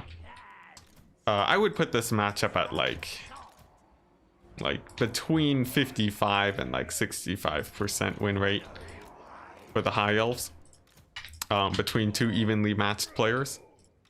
If you can predict your opponent's playstyle though, you are really in a good position. Like I said, just having the right build is huge, and starting off is choosing between either a rush or a gun heavy build. Gun heavy builds will have a rough time versus bolt throwers, and a rush will do much better against most archer styles of play. So what I've gone this time is really heavy on the bombers. I've bought with myself in this build 7 bombers, and I'm hoping that I'll be able to mulch all the infantry for the High Elves fast enough to break into their backline. If they've gone for a full-out rush, I'll be able to kill infantry pretty quickly too, And for single entities and chariots, I have Gunnery Wights and Noctilus. With a special Pit of Shades at 13 Winds of Magic, it's actually not bad. I could use that to kill off groups of archers, much like Kraken's Pull. So I'm gonna experiment with that a tiny bit and see how it goes. I'm really excited about this Pit of Shades though, because it's actually cheaper than Kraken's Pull. So I feel like it should have some pretty good teeth here up against the High Elves. And then the worst case scenario here is if he has a L'Ariel with Tempest. That would kill off most of my bats, and I'd have to use a lot of effort just staying away from her. But there we go, he's ready. So let's dive right on in. And right off the bat, we're seeing a single Bolt Thrower Teclis on his mount. And just a couple of archers. There may be a couple skirmishers here, I'm not sure. Depends on if these guys are silver in guard or not, which they aren't. Bolt Thrower going in for Noctilus and my Gunnery Wights. I can dodge with them pretty easily though, so that's not too much of a worry. And these skirmishers, they shouldn't be able to get too much damage. Another volley comes in, pretty easily dodged, not a problem. And the cavalry won't be able to do much either. Essentially, I have so many halberds here that I should be fine. I want to get Scabscrath onto the archers, that's going to be the main goal. And then diving in with my gun bats, of course, is going to be pretty important too. Now, more shots coming in towards Noctilus. Another dodge prevents most of the damage there. And I can start throwing down spells now. And then moving in with my gun bats. I split them up for the potential nets that could drop. And I also want to summon in some zombies up on top of the archers. I'm just marching straight forwards with my infantry, pulling my dogs to a safer position, and using my guns to defend the back line. For the Rangers, they're going to be eating a lot of bomber fire. They definitely won't be having a very good time there. My Gunnery Wights are almost in Scabscrath range. That's definitely very good for me. The bombers now can hit up the Lothern Sea Guard. Then my Scurvy Dogs can dive right on in. Fiery Convocation misses entirely. That helps me out a great deal. And now double Scabscrath being up the archers should do pretty well. Now I do want to heal up my Gunnery Wights. We definitely don't want them to be dying. And of course my Scurvy Dogs need to be catching out key targets where they can too. My handguns should be able to fare pretty good up against the High Elves. As of course the handguns, they'll be able to use our anti-large to defend against all this cavalry. They'll take forever to kill. Should be a really nice time. Most of the archers are dealt with too at this point, and I just have to clean up the Illyrian Reavers and make sure that I have enough in the late game to win it out. The bats have cleared up most of the archers, which is very good. Scurvy Dogs are doing great, and I'm going to pull them to chase off these archers now, as that is their main job. The gun bats will finish off the rest of the spearmen, and then I'll have enough of an infantry advantage to really secure the victory here, I think. Just as soon as I finish cleaning everything up with the Scurvy Dogs. Let's go ahead and send one onto the Bolt Thrower crew. That should rout them off pretty quickly. Teclis doesn't do a lot of damage. He'll actually have a pretty rough time killing off most of these guys here. Pit of Shades just to finish off the Reavers, and that's going to be killing them off real fast. The Reavers definitely don't want to be sticking in that fight. But now that they are being staggered by the Pit of Shades, there's no escape for them. And at this point, yeah, it's a really big advantage now. Just really punishing the High Elves for going for a big archer style. Just working out all right. The build is also really well suited against this build specifically. Would have done pretty good against something like a mass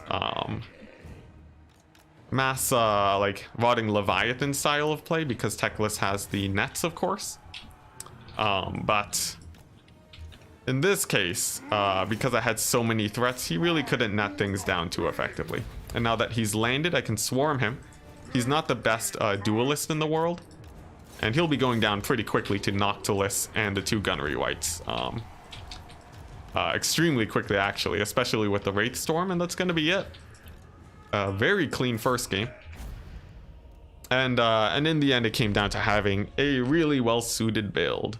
A lot of High Elves have been going for Techless recently, which is why going for Gun Bats works out so well. Yeah, you take them, and if they don't have Tempest, they just do insane amounts of damage. The single Bolt Thrower, too. It would have been good against deck gunners, but I've been weaning off of them lately to play differently. And also, I didn't realize there was a unit of Dragon Princes. Now that's a pretty big misplay for me, but thankfully the build was well suited to deal with them. So there we go. Yeah, it all worked out quite well. Of course, there were a couple misplays too, but in the end, I think this build is pretty advantaged versus this one.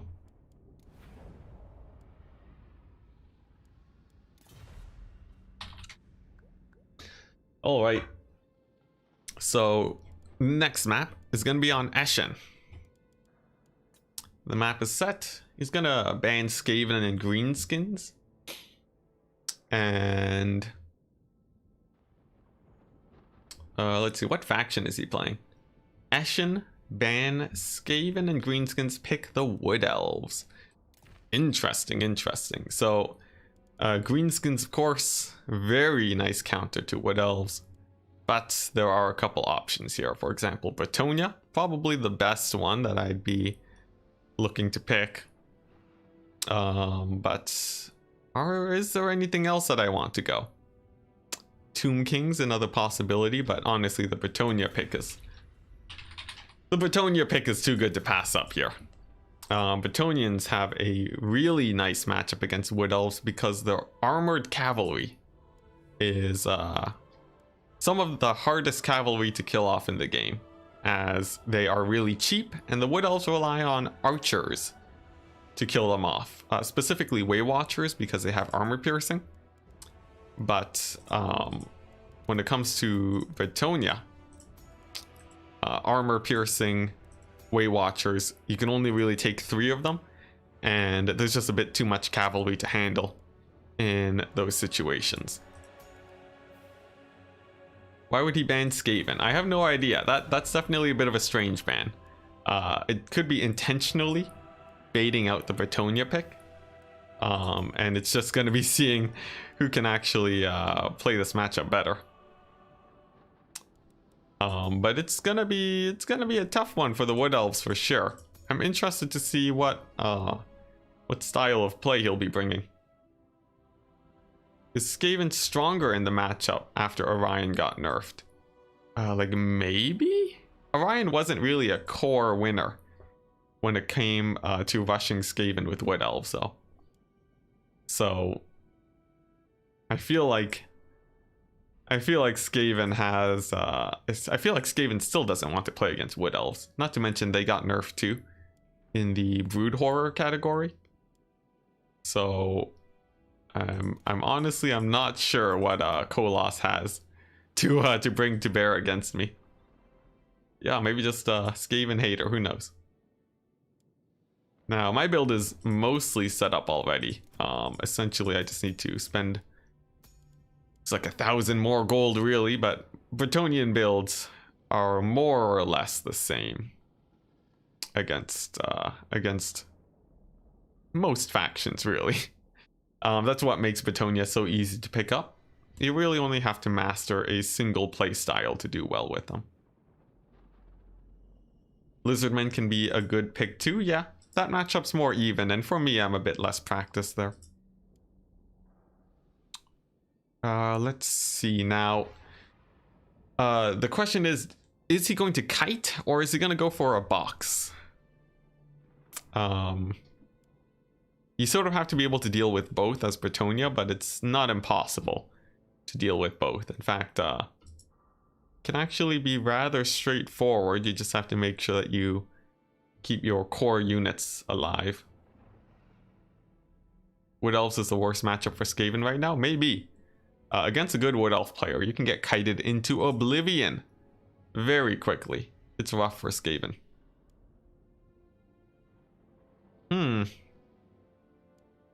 Let's see, how do I want to finish off this build? I just barely don't have enough money for some of the tools that I'm looking for. Let's see. Tempted to go heavier on the cavalry, but I'm not entirely sure. Could do something like this. This feels okay.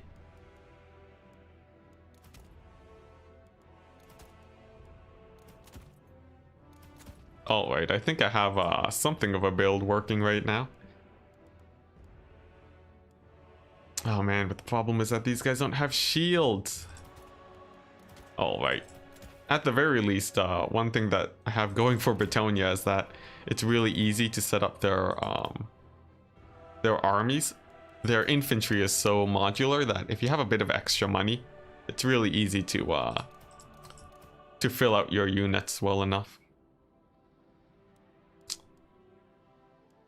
Let's see, so I think I have just about everything good to go. Yeah. Do I want this ability? Guess not. If I cut this guy, can I do this?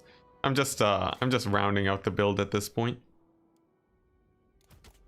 Just making sure that it just making sure that I am efficiently spending my money. Alright, and I'm ready, he's ready. Let's go ahead and dive into the game. Also, just double check real quick that the build is legal. I'm like 90% sure that it is. Okay, it is legal. Wonderful.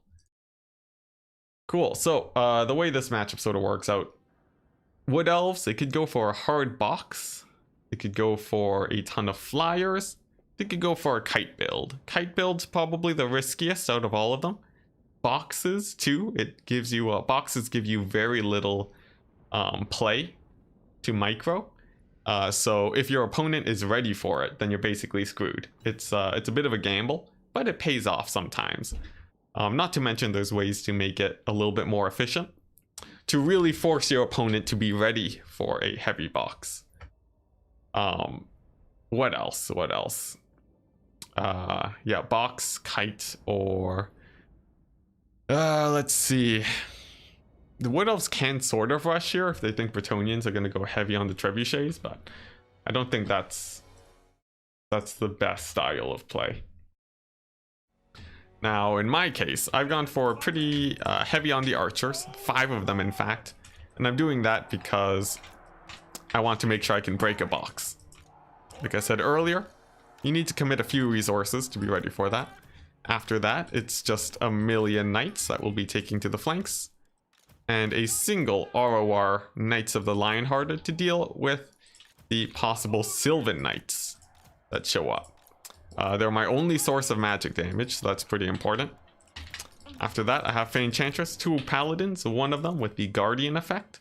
Just a little bit of extra physical resist versus some types of missiles, and a bit of a beefier front line. If you have only peasants, the Wood Elves can sometimes get a bit of damage there that you wouldn't really want to face up against. And these men-at-arms too, with their shields, are really sticky. So if you are getting kited by Wood Elves, these guys are rather good. Let's see what else. Yeah, the rest is just a ton of cavalry, also really good for kiting, and also to help in a blob fight against a box. I have Fey Enchantress, the 2 Paladins too with cycle charging, but I'll be mostly relying on my archers to do well against the box. And given that my archers could get killed off early on, I'm a little bit worried on that front. Against flyers though, I have 2 Paladins, so he'll likely run out of ammo before the game ends. So that's a lot less worrying. There we go, he's ready. Let's dive right on in. Alright. So, of course a Tempest could also be scary against my Paladins. There are a few counter builds to this like maybe a dragon, stealth dragons, Tempest to kill the paladins, and then win it out that way. But the army size is large enough where I don't think that's a possibility.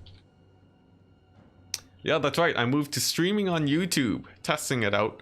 I figured this would be a really nice way to grow the YouTube channel, because I can't really stream as consistently on Twitch anymore. And I'm sort of looking to push the YouTube channel past 1,000 subs so that I can actually monetize some of the videos. Here we go. So the game has started. We're seeing a couple Wild Riders, a couple Glade Guard. Nothing too crazy right now. Some Hagbane tips. Honestly, nothing especially scary off the bat. What's this? A Branch Wraith for Pendulums and an Orion, who is much less scary as of late. Yeah, so honestly, I think I should be mostly fine. My archers will do really well at pushing away these Wild Riders. And I just need to advance with my army and get these peasant archers up, shooting at some infantry. My cavalry can now move into a very aggressive stance, just pushing forwards, and just getting these Wild Riders to move back. I'll pull back some of my infantry, hit the Wild Riders with my archers, and then use my own peasant bowmen to fire in onto these Wild Riders. That should take them out pretty quickly. And then there's some Azrai spears here too that I can shut down using the archers. The ranged corps in the Wood Elf backline will be taking a lot of damage from my cavalry too, as I collapse around the back. And already I think I have a pretty nice advantage here. I just need to make sure that none of my guys actually get sniped. A pendulum hits a good number of my archers. That's definitely unfortunate. But with most of the Wood Elf archers now compromised, I think I'll be good. Let's send in the Fey Enchantress now to start mortis engineering these really expensive Wood Elf spear units. And I just have to make sure that she stays away from Orion. That is probably the biggest threat to her at the moment. And that can be done by just pulling her away and using her superior mobility to keep her safe. If Orion decides to chase, that means that the Fey Enchantress is going to be free. Or she frees up the rest of my army to not worry about Orion. And he does give up the chase too. So, yeah, I can use the Fey Enchantress and send her back into melee now. Really just a really rough game for the Wood Elves right now. They really can't deal with this much cavalry. And it's really showing, especially because of the fact that I managed to get counter charges on the cavalry in the early game. That was essentially what sealed the fate of the Wood Elves here. So now I can bring in my archers to bear on Orion. He'll be taking a ton of damage from the archers as he doesn't have too much armor. And yeah, then I should be good. The biggest problem right now are these Glade Riders on Hagbane, with Hagbane tips. They are a little bit annoying to deal with, as I don't have too much in the form of anti-skirmisher tech. But their ammunition will run out eventually. And the general idea most of the time is that you're able to win this the main engagement before the Glade Riders really get a lot of their value. So Orion now alone with the Branch Wraith.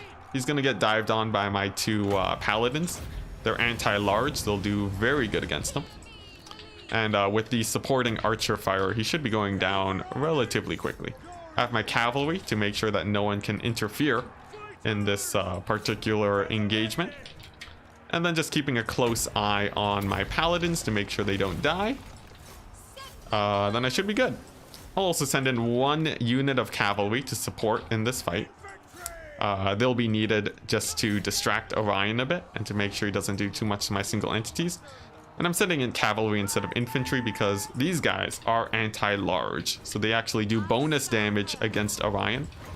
And they'll actually be killing him rather quickly. And there we go. Already down to basically no HP.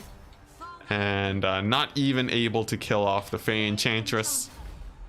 That's gonna be game. A pretty straightforward game this time around. Just a really bad matchup for the Wood Elves, and not really having the right build against this. Basically all of the cavalry paid for themselves. Some of them with flying colors even. And really it was only the Glade Riders that managed to pay for themselves on the Wood Elf side. Maybe the Branch Wraith too. But the Glade Riders I find are actually pretty good against Bretonia.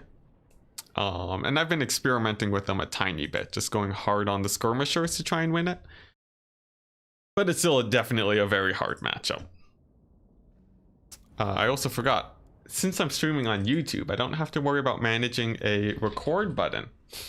So that actually, it frees me up a lot to manage other things. So that's one plus side of streaming on YouTube for sure. So there we go. The match is done. And I'll go ahead and pop out so I can message Lunacy now. Hey, we are up. We'll go ahead and set up a lobby. Hopefully we don't have to wait too long before our opponent comes on in. It seems like he already has a lobby for me. Wonderful. And error, connection lost. That is unfortunate. Can I try that again? No, it seems like he might have closed the lobby. So I'll make a new one. And then send an invite. Can someone tell you how I get the camera? It's debug camera. If you look that up on YouTube, you can find it pretty quickly. Alright, so cool. Looks like Lunacy's pick first. I get the luxury of a counter pick. How wonderful. And what do we got? But yeah, just look up debug camera. Once you go debug camera, you don't go back. It's so good once you get used to it. Yeah.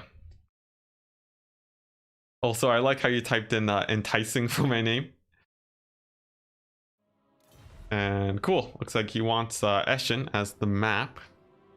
And he's going to pick Greenskins. And the Coast and Lizardmen.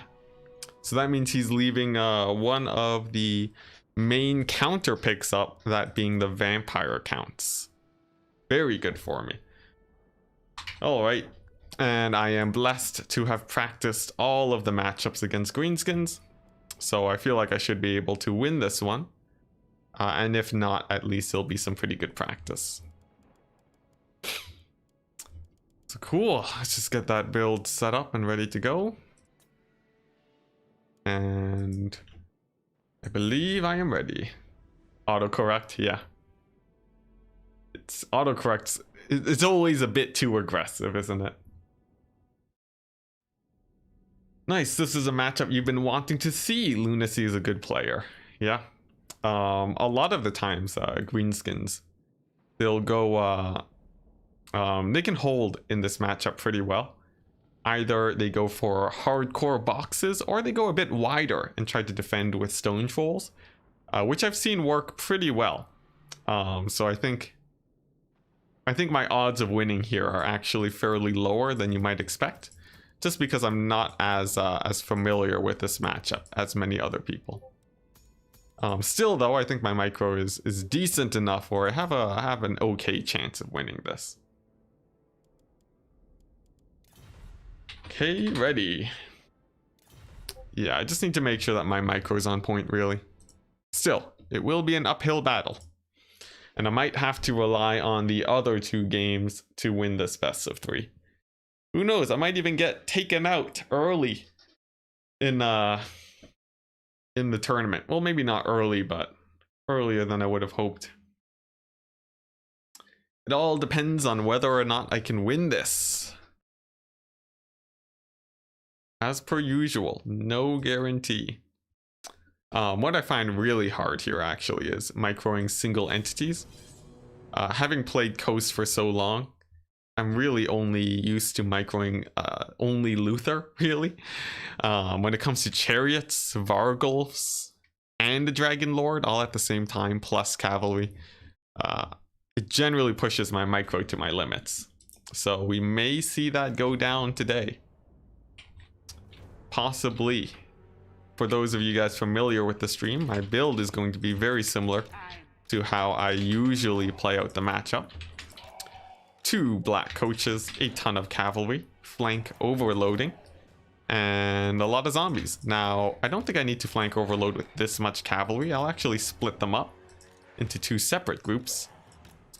And then for my army, I'm not going to go super wide with it. There's no real reason to do it, because my infantry isn't really fast enough to wrap around the greenskins. Instead, we'll just put them in multiple lines to make it essentially take forever for the greenskins to kill off all of my infantry. And assuming that all goes well, I think I'll be okay. So I will be locking my number 9 group. It's 9 because of a mouse hotkey. And I do this to make sure that the speed of all these units is consistent. Once a battle actually gets started though, I'll unlock them, just so that it's a bit easier to micro individual zombies. The goal is to make sure that I'm not engaging with all my infantry at the same time, so that I can really maximize the time spent cycle charging. And cycle charging really is the name of the game here. Keeping this cavalry alive, away from fermented fungi. It's all going to be very important. So now that we're actually in, taking a look at the army of lunacy, some savage orc big guns, some archer boys, black orcs. Do these guys have charge defense? They don't. A couple of skirmishers here. So I'm not particularly worried. Essentially, I'll just be using my zombies to screen for me.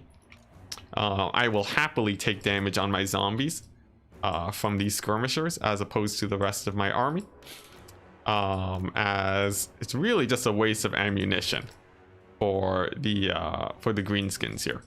Instead though, he actually does fire a few shots into my lord, gets in some pretty decent damage, but so far I think I'm doing okay. Now Grom the Paunch is chilling in the back over here. He does have regeneration, so no spirit leeches would be really effective against him. Of course, this build doesn't have too many spirit leeches, so that's fine.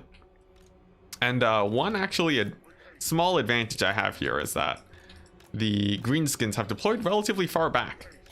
The reason that's an advantage is because I can route them off pretty easily off the edge of the map if I play this correct. I just have to get some of their troops routing, and after that I'll essentially be good. As for the skirmishers, we're seeing choosing not to fire just to save a bit of ammunition. He will be advancing a tiny bit, which is actually in his favor. And the main advantage that he has from being this far back is this tiny little hut over here.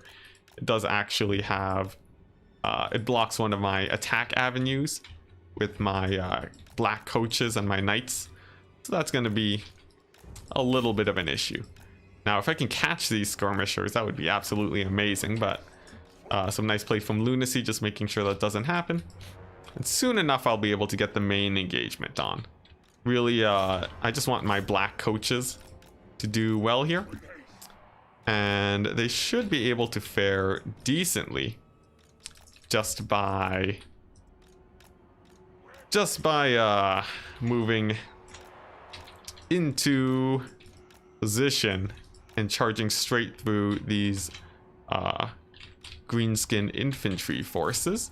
I'm looking for a few opportunities to move them in. I'm taking a bit too much damage on my lord because of the skirmishers. Lunacy's been very careful timing his attacks when I'm a bit distracted and actually getting in some extra damage that I would rather not happen.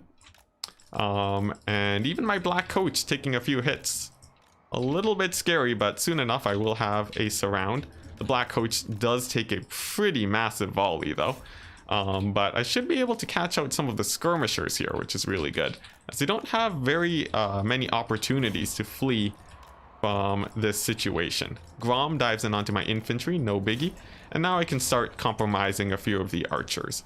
My zombies will just bog down the front line. My lord chasing down Grom. Just gonna try and get a hit and then fly out. And then now let's see if I can actually dive in onto these archers. Why don't we? While cycle charging with my cavalry and seeing how well that goes. My lord just wants to get into position for a breath attack. And I want to be avoiding fanatics as much as possible. And of course, the Mithers slowing down my cavalry are going to be a bit scary too. So just playing it real careful, waiting for my front line to collapse through, and keeping all my black coaches and cavalry alive as much as possible. So we do manage to break through the front line. Some of my cavalry does manage to bust through, diving in onto the skirmishers. That's very good. On the left flank, my cavalry is going to have to retreat, and the black coach is doing okay so far. The killing of these skirmishers and range units is my main priority here, as they are the core of the greenskins.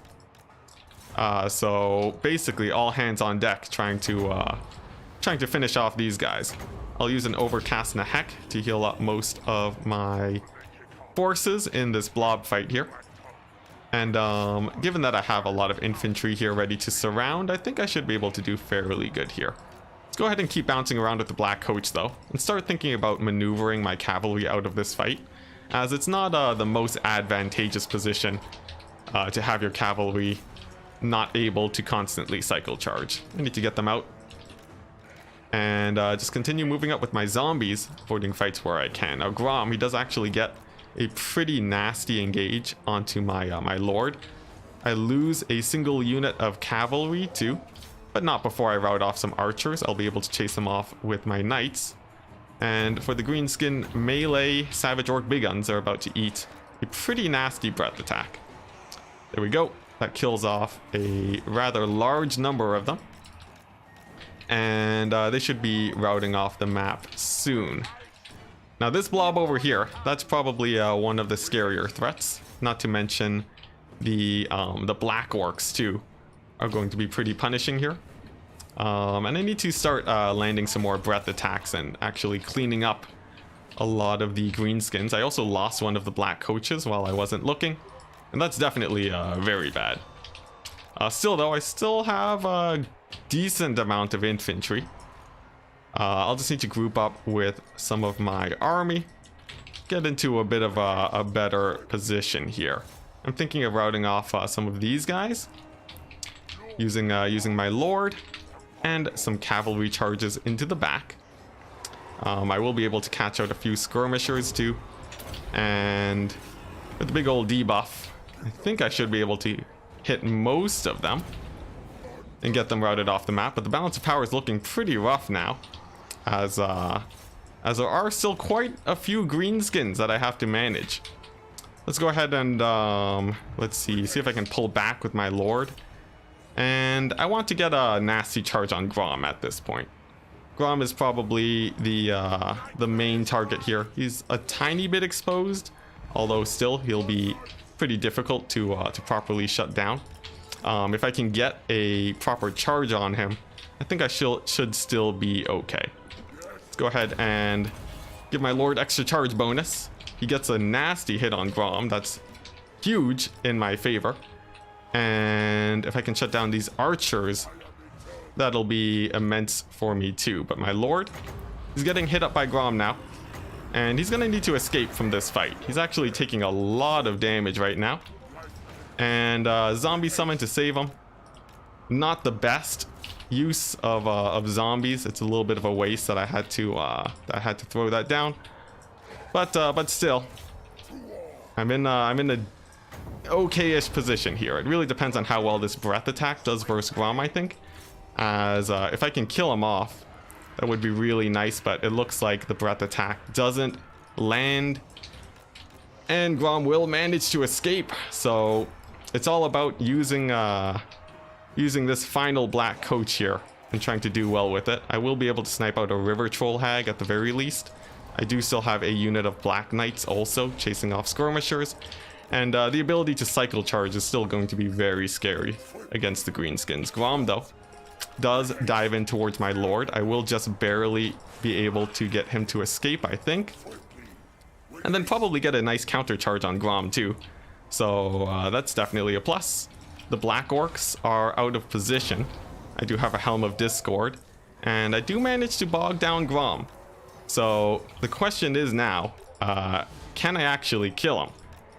That is the big question. If I do kill him, that would be a huge advantage for me, but with all of my infantry now degrading and Grom surrounding himself with the Savage Orcs, it's looking like I likely will not be able to finish him off. But the chances, they do still exist, as he does get bogged down once again. I will overhead breath attack him, see if he manages to push through. It looks like he doesn't, which is very good. My lord will land directly on top of him, and a possible rout on him is what I'm looking for. If I can get him to rout off, that would be massive. An attack and a miss, very unfortunate. And it looks like he might be able to escape, but not before my Black Knights do manage to pin him down. In fact, the Black Coach even gets in some pretty nice damage. And it looks like Grom the Paunch, he does get routed off. But what? Will it be worth it? I'm going to have to disengage here. To cycle charge with my cavalry. And then I need to chase off Grom, as he is the most important thing to chase off here. My cavalry just going to be cycle charging in and out, but first things first, let's finish chasing off this this nuisance. Then I have to hope that I can get a mass terror route here, but given that there are so many Black Orcs, I think Lunacy will have done it here. There is a chance Grom will come back too. So I think this game has gone the way of the greenskins, but it definitely felt pretty close, especially since I don't play vampire counts too often. First things first, though, let's go ahead and rout off these archers. Looks like Grom, he will be leaving the edge of the map. That is definitely huge, but I have no more breath attacks for these Black Orcs. So I don't really know what I can do to chase them off. I will be able to terror out most of the greenskins, I think. So that's going to help a good deal for sure. And then it's just gonna be the Black Orcs. So I don't think I'm fully out of this yet. In fact, I can even chase off most of these guys. And as long as I don't lose too many of my Blood Knights, I think I'll be all right. The loss of Grom is going to be a fairly large impact on the greenskins. And then it's just sniping out the River Troll Hag and then trying to break the Black Orcs, which no small feat, especially since I'm spending the time just routing, like finishing chasing off these units. It means that the greenskins, their forces, the effect of Grom's loss is going to be wasted a tiny bit. But still, we're in an okay position. Black Coach just finishing chasing off all of these guys. I still have 9 Blood Knights. They will be getting healed in just a second. So that's going to be a plus. Greenskins just regenerating their stamina. If I had a breath attack left, that would be huge, but yeah, no breath attack. Now I have to choose between a heal on my knights or a summon. A summon would be good, as it will bog down the Black Orcs and let me cycle charge even more into them with the Black Coach. The goal, snipe out the River Troll Hag and the Shaman, and then just break their leadership with a full surround. Yeah, and that's gonna be the goal here. I finished off chasing off all of these troops for the greenskins, and you know, maybe I'll just be able to break the Black Orcs. I'm not sure if I should go for the River Troll Hag or not. You know, I'm gonna instead try and kill off the Black Orcs. There are a few Night Goblins here too, but they're not nearly as scary. And here we go, the zombie summon is down. Let's go ahead and try and kill off these guys. Helm of Discord plus all the buffs. Should be getting in some pretty nice damage. My lord will be taking hits from the River Troll Hag. Actually, some pretty vicious hits. Just a lot of damage that we don't want to be taking. Let's go ahead and disengage with him and see if I can snipe out the Hag. He still has his charge bonus, so it's going to be very good on the charge here. landing, getting in massive amounts of damage on the River Troll Hag. Looks like she's about to rout off, and she terror routs. That is absolutely huge. And now it's just the Black Orcs. Of course, we'll need to continue cycle charging here. My Lord at 700 HP is gonna be doing just barely okay. Another hit could end him entirely. And of course, my Black Knights, I'll need to try and cycle charge with them too. Another hit on the River Troll Hag that gets her routing properly.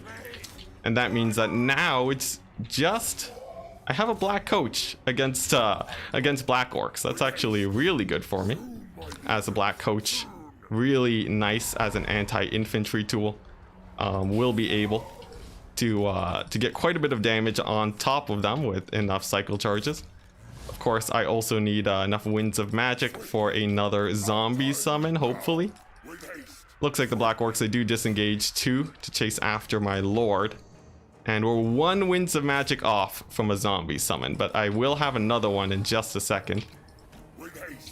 So we'll see how this goes, but I'm running out of cycle charges.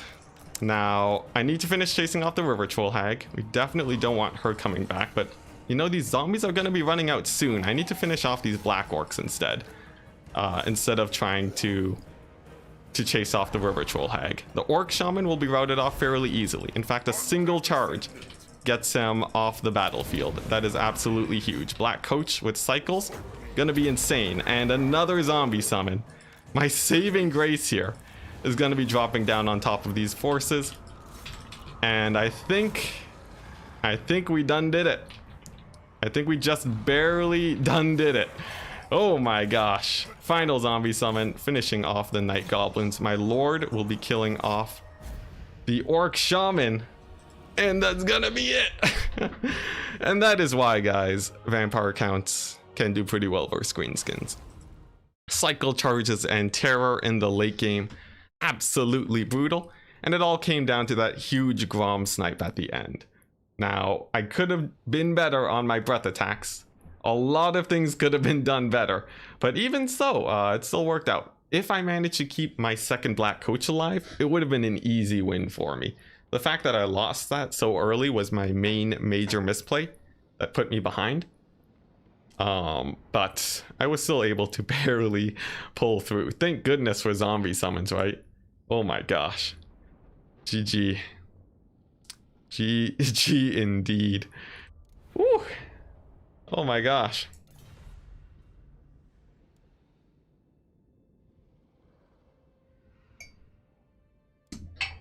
Okay, looks like we might have our rule dispute.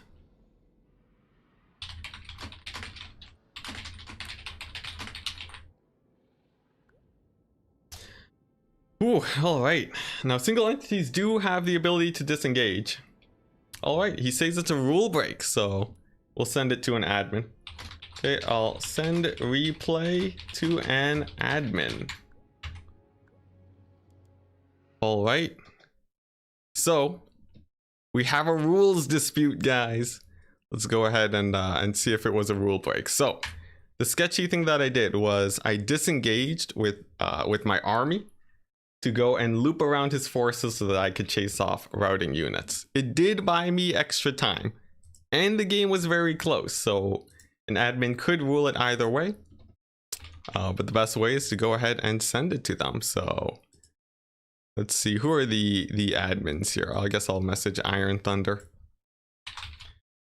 There's a rule dispute where I disengaged with some Cav and Sems in the late, in the late game to chase off some units, specifically to chase off some archers. And you see if it's a rule break.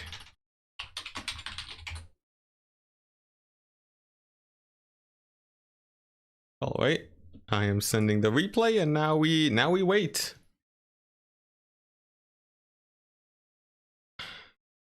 Oh man, what a crazy close game though. Okay, sent to Iron. Oh, he left.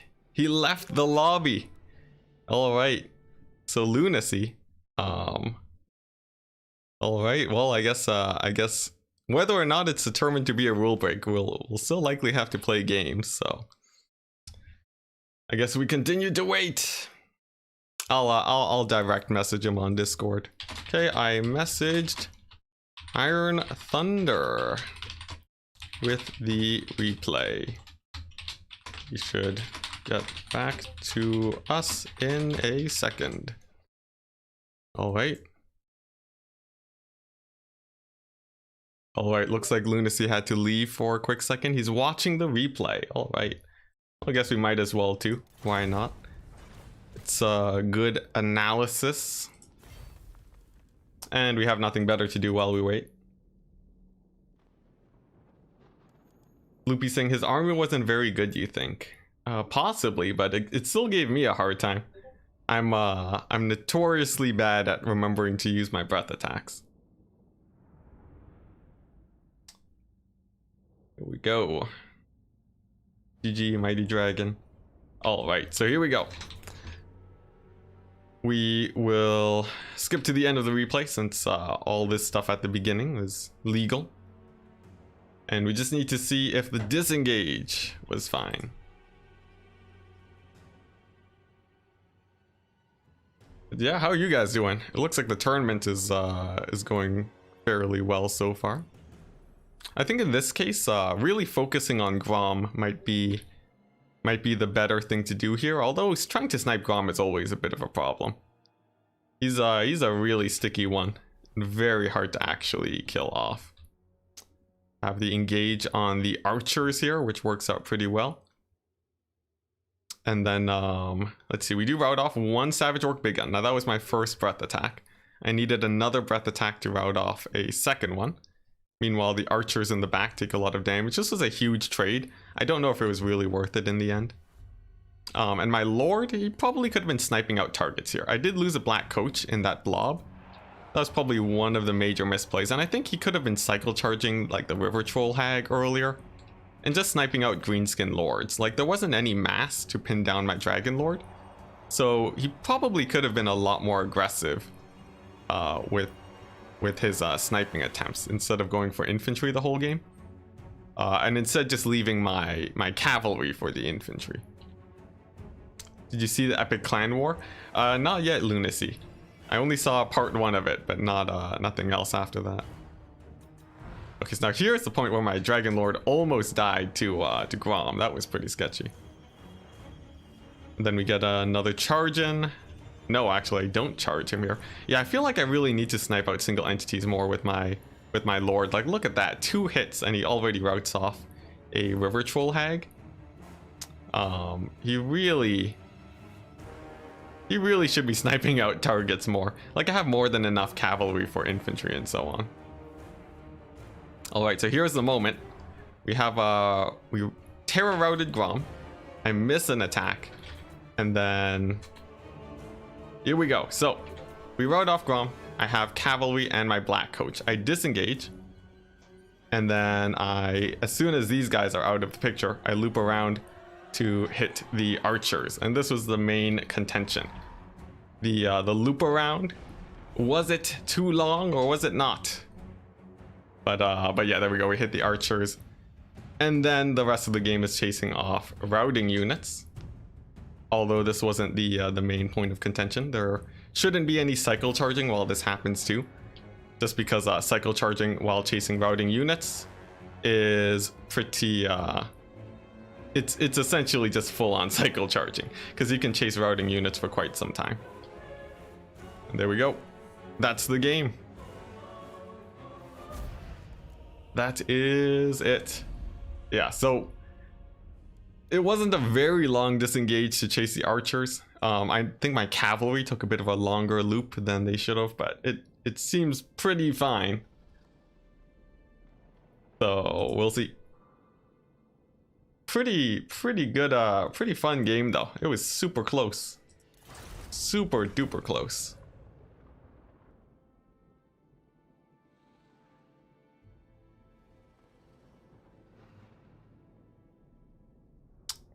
All right. So we're just continuing to wait. Oh man, I guess I'll rehost the lobby and get a window open because it's hot. It's real hot.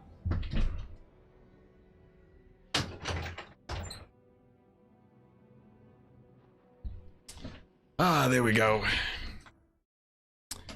Now, fortunately, our next opponent is quite a ways away, so it doesn't matter that we're taking some time just to clarify some rules.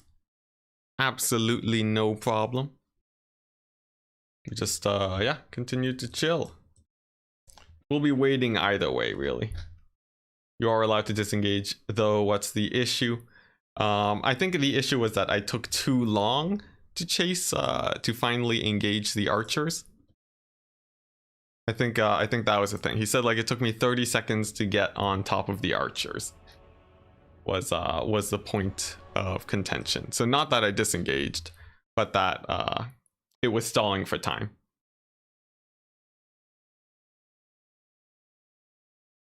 Maybe he has a different understanding of the rules.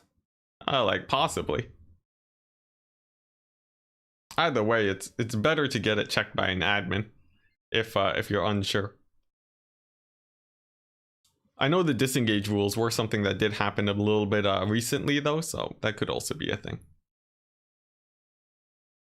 Yeah, but no need to be presumptuous here, as we don't know what's going on in Lunacy's mind. So better just to sit back and relax and chill. Anyways, I have a Vampire Coast game that I need to play next, and I'll have to figure out which factions I'll want to play. Or which factions I'll ban. It'll probably be Wood Elves and High Elves. No, not Wood Elves and Dwarves, as they're the scariest.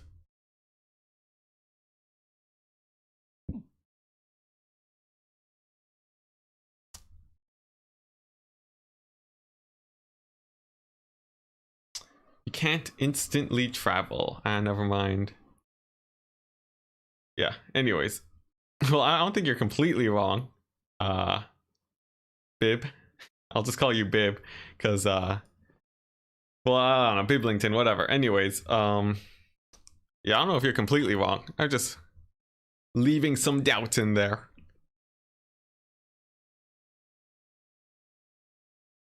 We just continue to wait. All right.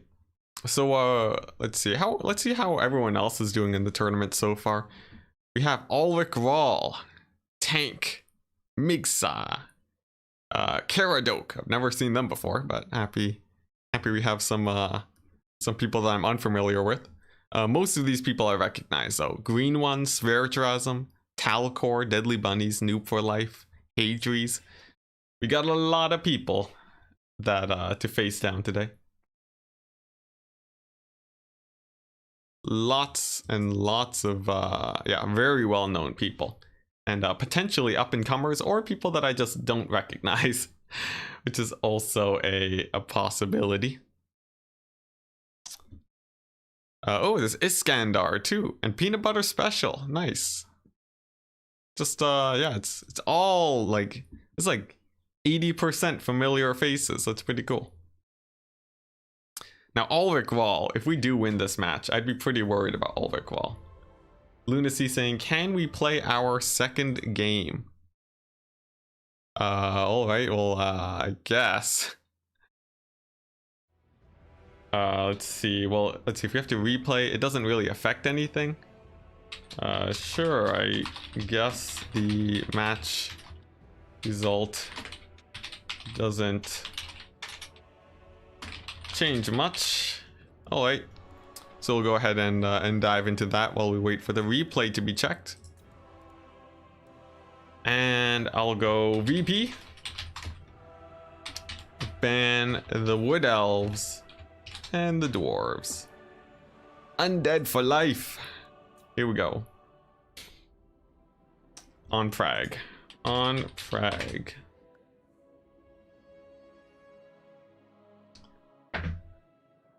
Ooh, alright. Alright, Lunacy saying most likely wasn't a rule break on my part after reviewing the replay. Totally understandable. No problem. We'd have to wait for the next opponent anyways. Alright. And there we go. An Empire pick. And we'll leave the scores as I'll take the 1 for now, since Lunacy seems to think probably not a rule break. Stop banning dwarves, you madman. You want me to get run over by Dowie? I'm not even star. I haven't mastered that matchup yet, unfortunately. One day though, if I can really nail down that matchup, I feel like I could be pretty scary with Coast as a first pick. But for now, it's gonna be another Empire pick. I'm very used to dealing with Empire, so let's see if Lunacy has what it takes to win against the Coast. There's a couple builds that would be scary against mine, but yeah, I'm pretty confident in this matchup. This is one that I only lose if people hard counter me, and otherwise it's a pretty straightforward victory most of the time. Ooh, in general though, once people do start hard countering my Vampire Coast build, I'll have to start worrying. Gotta mix it up a tiny bit. Of course, bombers are quite good in general. And actually, you know what? Yeah, I'm gonna do a couple changes to my build actually, now that I think about it. Let's see, how do I feel about this build? This feels a lot better for sure. Yeah, let's do this instead. Sweet. Will you ever give up your misbegotten ways and play the one true faction, Dowie? Ah, yes. It's been a long time since I mained dwarves. Over a year, I think, since then. I was playing dwarves up until I joined ODM, which is basically before anyone really knew about me. And oh man, good times playing as the dwarves. It's just very unfortunate that they're pretty finicky. It's really hard to get wins with them. How can you one day master VP versus dwarf if you never played dwarves? Oh, ooh, that is true. Although I have played dwarves against Even Star's Coast, and he wiped the floor with my dwarves. It was unfortunate. Yeah, basically what you do is you really need to master your artillery style of play versus dwarves. Queen Bess, an amazing unit against Dowie. Alternatively, you know, you have Sirens, basically cavalry, very mobile. And yeah, you catch out all of their ranged units with Sirens. Then you use your ranged lords to snipe out the rest of the Dowie. Then you're good to go. Yeah. Or yeah, use your ranged lords to snipe out the dwarf lords. And it's pretty brutal. So if they have like Grombrindle, he has no shield, he'll die very quickly to a vampire fleet captain. What else? Yeah, that's basically it. You just use Queen Bess to just devastate the dwarf line. Bombers can be pretty effective too. And then you might be wondering, oh, but cannons can kill Queen Bess. But if you micro correctly, even cannons will have a hard time catching her. Queen Bess outranges cannons, and you move up with your army with like Sirens and such to shut down any dwarven artillery. After they're shut down, Bess has free reign, and a dwarf army that can't kill Bess is in for a pretty rough time. Not to mention Coast can go for cannons themselves or some counterfire, and your cannons can't really march into range without taking a ton of damage.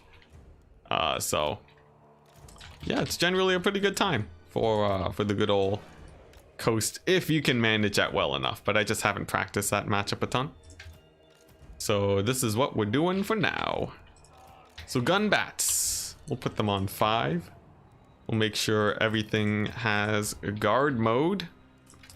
Sirens on 10. I'm going for the long flank here. Good luck, have fun. And let's dive right on in to the match. Now, I don't have a front line of bombers. It's a little bit scary when it comes to Empire because they can push through my front line a little bit faster than I would have hoped. But I should still be okay.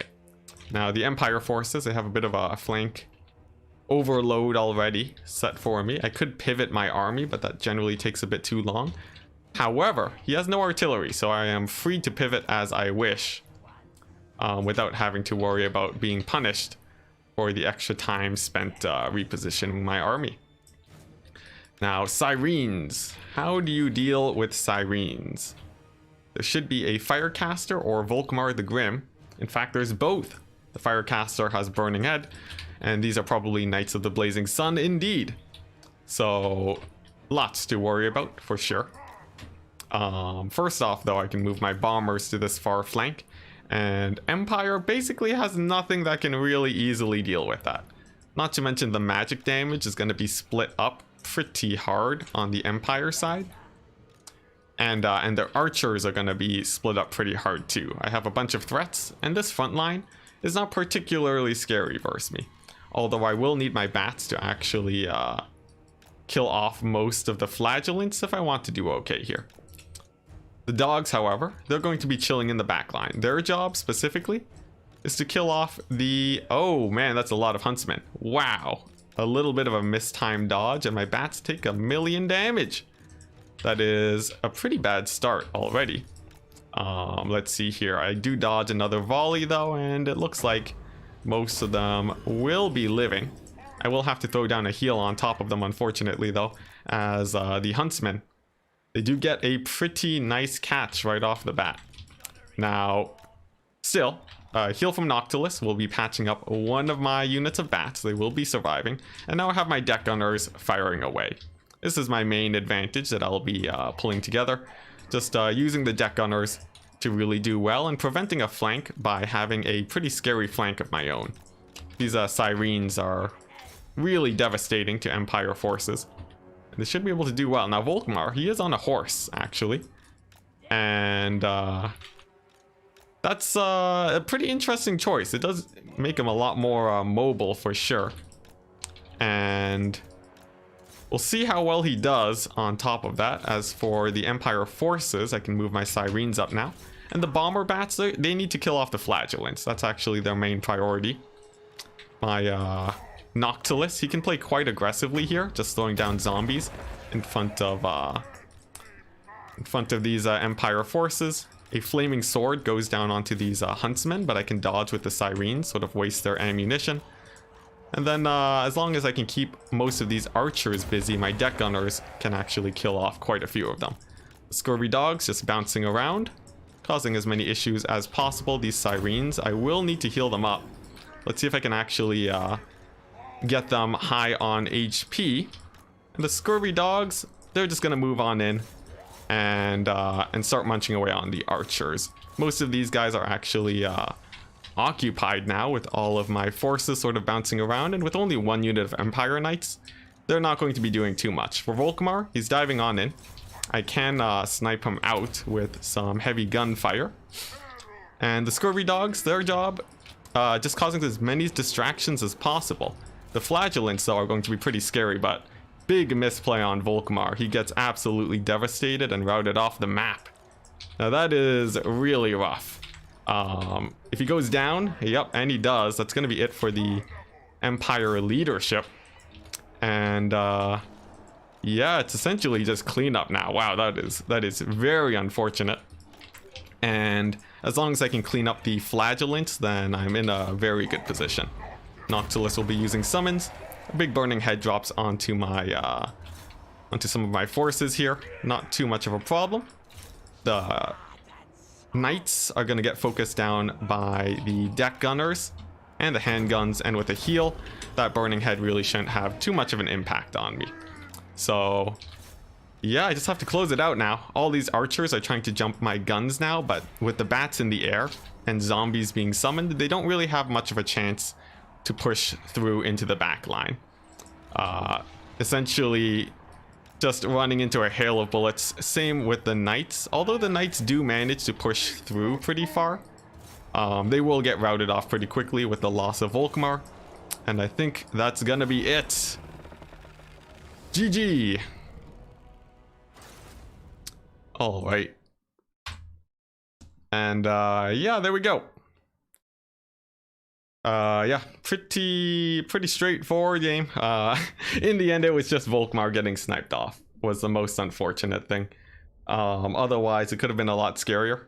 The goal for Empire here is to kill off the deck gunners, but his engage just couldn't jump on top of them, and that's what really caused most of the issues. The bombers too were really just a distraction. They didn't get a lot of value, but they kept the archers busy for a really long time. So that's basically it. Sirens, distraction too. Basically everything was a distraction for my handguns. GG. Alright.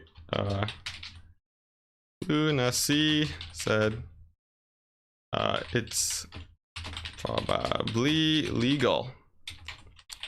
You can contact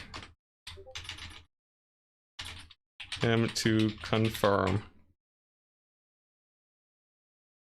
Alright, so it seems like Lunacy tapping out. No problem. I don't have any ill will towards him. But yeah, I guess we move on now. I'll go ahead and report the score, or I'll hold on it since we're waiting for our opponent. And yeah, it was a Volkmar snipe indeed that that done did it. Rip Volkmar. Oh my goodness. Poor guy. Got absolutely demolished. I think that was a foot Volkmar too, but with deck gunners and handguns, just a single mistimed engage will really mess up your day. For sure. Alright, so that's pretty good. Now, Vampire Coast versus Greenskins, guys. It's a matchup that I haven't really dug in too deep to actually figure out. But the thing is, skirmishers are really annoying. Cavalry, with buffs killing off my sirens, is also really bad. But in theory, it should play out very similar to how Coast versus Empire plays out, right? Grom is sort of like Volkmar. The you know, the greenskin caster, the orc shaman, is very much like a bright wizard. So what is the main problem? I guess they're infantry. They have a much scarier infantry. But you know, I'm thinking sort of like something like this could work out decently. He got a bit too far and got sniped out in 3 seconds. Pretty rough punishment. That's how it really goes with these range builds. It's playing on a nice edge, because if I misplay, then I end up losing everything. So it's pretty sketchy. Have you played with Depth Guard against Greenskins? I have indeed. It's so bad. They get shredded. Shredded like no one's business. Just, yeah, absolutely demolished. So yeah, I really wish that Depth Guard would get buffed out. If Depth Guard were like Hargoneth Executioners, oh my goodness, Coast would be in such a good place. But instead, Depth Guard are more like, I'm not even sure what they're like. The main problem with them is that they're insanely squishy with really low melee defense stats. And more importantly, very low HP. If you compare them to zombies, they have about half the HP. Their armor isn't anything too crazy, and they have decent AP, but not nearly as much as any other infantry grinder like Hargoneth Executioners. Now the question is, should Vampire Coast have a strong front line? I think no. But yeah, I think it'd be cool to have buffed up depth guard really. Really surprised about the damage output. You don't think a Skaven similar build with Giselles and Rattling guns would have done better to snipe them? Yeah. Let's see. Deck Gunners have 50 damage. If you look at Skaven, what do they have? Skaven Giselles. Here we go. Giselles, 36 damage every 10 seconds. Deck Gunners. Oh boy, Deck Gunners. They have 51 damage every 10 seconds. So Deck Gunners are essentially, they're like what? 50% better than Giselles, almost? Which means that if I bring 3 of them, it's like I actually have, it's like I have 4.5 Giselle units, almost 5 of them. Plus the handguns, which still do insane amounts of damage. It's, yeah.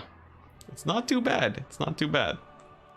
Now, what they don't have is that they're really squishy and they're really slow. That's the main downside. The only time Depth Guard might be worth it is the ROR with damage resist. Yeah. They're really expensive, though. You can't really fit much else in your build if you take them.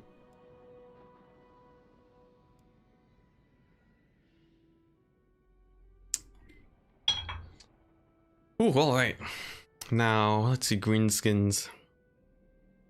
How do you kill them? Maybe fewer sirens. I could go for a bomber style of build. These guys are really good at punishing many builds, really. This actually feels okay.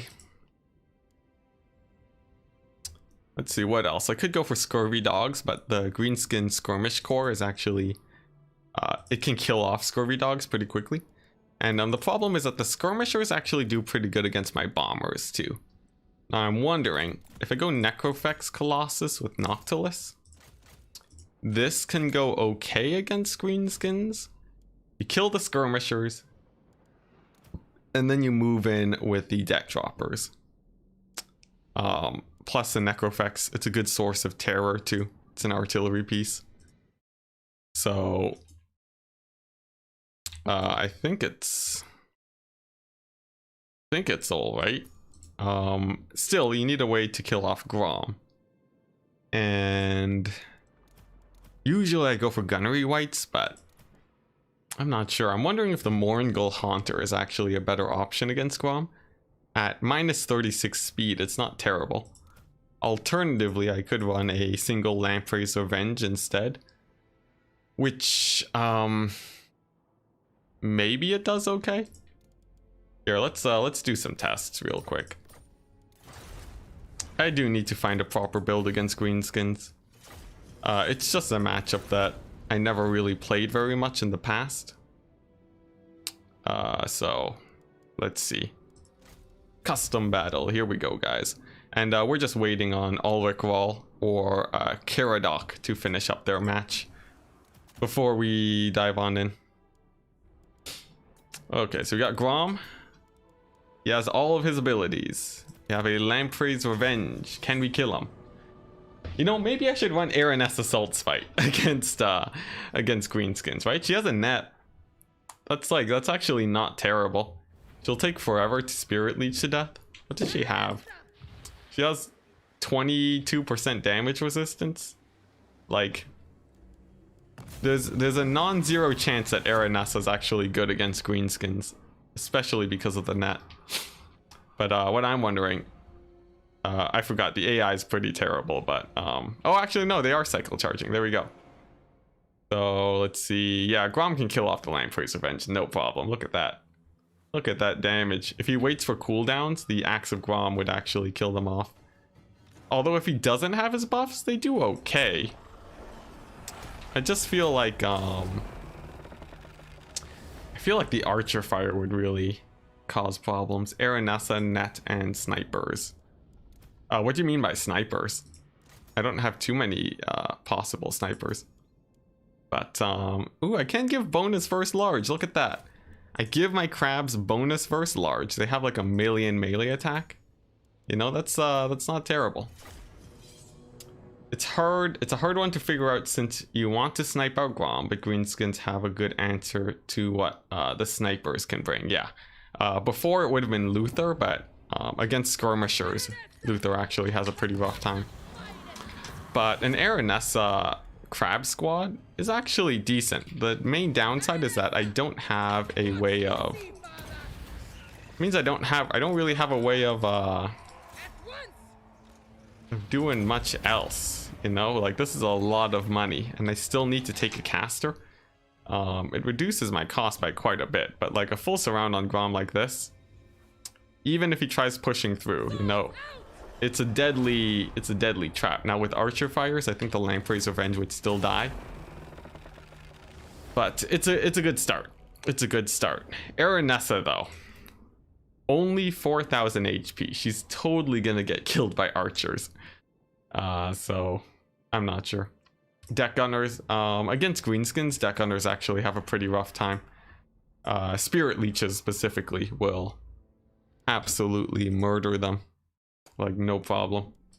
If deck gunners are giving you problems, spirit leeches the way.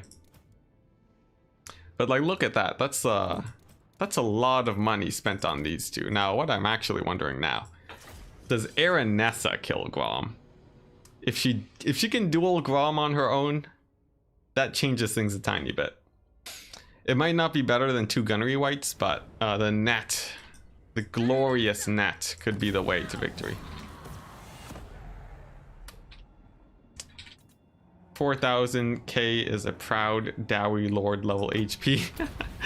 That is true. That is true, but they have resistance to Spirit Leech and so on. All right, so Aranessa versus Grom. What does she have? Wow, she does so bad. What's going on? Come on, Aranessa, you're supposed to be an anti-large specialist. Grom's supposed to be anti-infantry. What does he have over her? I guess it's with his buffs. That's what's causing the issues here. Like, Aranessa has damage resist too. And yeah, as soon as his banner is gone, actually, that does most of it. He can't disengage because of the net. Look at that. Like, it's not terrible. You remember when Aranessa murdered Kolek? Oh man, yeah, because she had like a glitchy attack animation, right? But the results are decent. Aranessa can do some damage versus Grom. Now, she will get sniped out by archers, but like, if I take a fleet caster and put her on a crab too, you know, I have a pretty nice dueling squad against the greenskins. You know, this feels okay as a base. The next thing, Sirens covering against the skirmishers. Should work out pretty well. Bomber bats, super good against infantry. And then I just need a ton of infantry of my own, and then it's sort of like a rush. Sort of like a really weird rush build against greenskins. This is sort of how I play it against Empire, but with a lot more bombs. And I have extra money, which is pretty interesting. Cycle charging AI breaks the banner rules. Indeed it does, but that's fine. If you can bait out his banner, you can consistently kill him. Yes, that is true. He can't stay in the fight long too because I have a net. So like, honestly, this doesn't seem the worst. Bombers should still do pretty good damage versus big guns. The damage got nerfed 25%, which is significant but not insane. And I even have a little bit of extra money left to do with as I wish. So what will I do with it? I could take these Salt Lord Scuttlers. They have a little bit more damage and they reduce armor on units. Not very good versus Savage Orc big guns, but decent against some greenskin forces. It's a little bit excessive though, I don't really need it. Instead, what do I want? I could take another unit of sirens. Just go all in on the siren style. I do have a caster to heal them, so that's not terrible. Let's see. I have decent amounts of anti-large here. Nothing crazy, but it's all decent. It's not terrible. It's not terrible. Alternatively, I could replace some deck droppers with handguns instead of bombers. The thing about handguns is that the skirmishers pressuring them reduces most of my money. But, you know, if I do something like this, right? I take like 4 flying handguns. Glorious, glorious handguns. They're really good at sniping out big guns. Plus, they're nice against many of the monstrous large units of the greenskins. Let's see. How well do they kill off archers? I guess that's something to test out. Take Savage Orc Archer Boys and see that. It does mean that I don't have any way of killing goblins very well. I guess I do have a million bombers, so maybe I do. But I'm not sure. Like, this seems decent. Let's try this out. These gun bats, they need to be able to kill archers better than bombers. So I have a decent idea of how well bombers do versus these guys. Let's see how well gun bats do. Let's see. Volley number 1. Like, decent damage. It's very decent. Now you can do some micro to dodge the archer volleys too. And then second volley.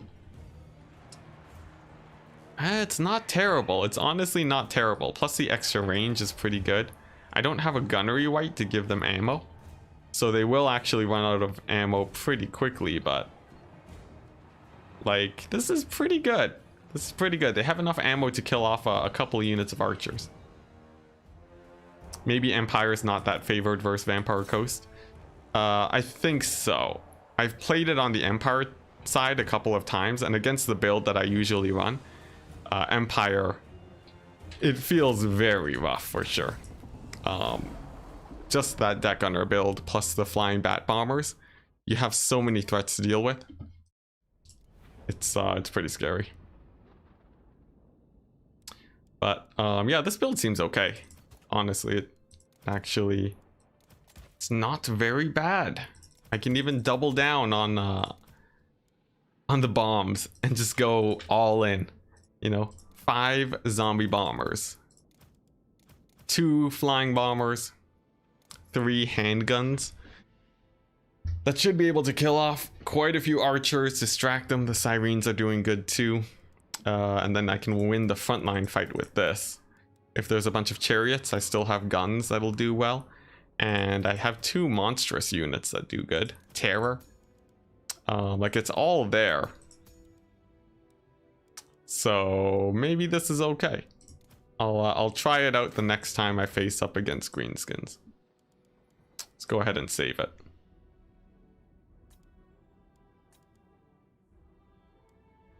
See, AVP versus greenskins. New flying. There we go. You can see already I've been experimenting a bit. I have a couple builds against them greenies.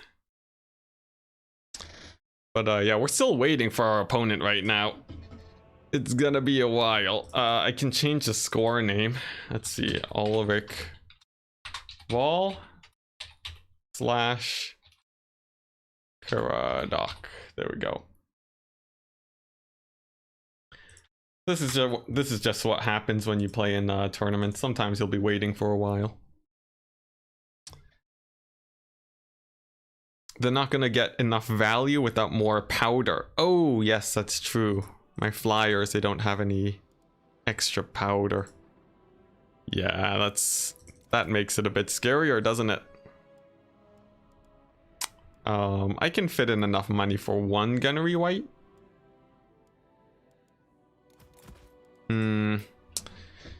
Yeah, that's true. They will run out of ammo. How bad is that if they run out of ammo? Like this force here can kill off 2 archers easily. I'm not sure. What does the A prefix mean? It means move this to the top of my list because I play Vampire Coast that much. Yeah, because you can't sort your builds otherwise. So the A is just for the convenience. I'm not streaming on Twitch anymore. I will still stream on Twitch from time to time. But I figure combining my my viewership between Twitch and YouTube will be good for growing the channel a bit. If there's anything that I don't really feel like posting on my YouTube channel, stuff like if I'm just practicing for speedruns or any content that's really non-official, I might do that on Twitch instead. But this is mostly an experiment right now. I'm just waiting to see I'm just waiting to see how YouTube streaming plays out. I do like the format of Twitch more though, but a lot of people have also said that streaming on YouTube is really good for Warhammer. Okay, so I'm gonna do a quick stretch while we load in because oh man, because it's been a long day. I've been streaming for like what, 3 hours now? And then I'm gonna keep doing some tests. I want to see how well these bombers do against hordes of greenskin archers, maybe against big guns too. Could you stream 1080p? Is this stream not 1080p? I thought I would have thought that it was default 1080p. If it's not, I will look into that for sure. I don't think I can switch it right now, but yeah, that's something I'll want to look into. So this build, when the extra powder runs out, they do definitely do a little bit less damage. Also, for some reason, this unit of bats is just running into melee all the time. Yeah, it has a melee mode on for some reason. But like, you know, it does decent against archers. It should do good against goblins too. Greenskins, they have a bad time against bomber bats. So, you know, it's okay. It's like, it's not terrible. And I still have enough to kill off Grom at the end. I'm not relying on my bats to do that, so. Yeah, I think it'll be fine. It's 720p? RIP! RIP, you guys have been watching blurry quality this whole time? No, not like this. Well, let's see. I'll see if I can find the settings, but unfortunately, yeah, I'd have to stop the stream to switch it to higher quality. I will 100% switch that out next time I stream though. Output, scaled resolution. Yeah, 720p. No, that's so terrible. I'm gonna split this up into 2 parts then. I will close and reopen the stream, and then it will be higher quality. So just sit tight.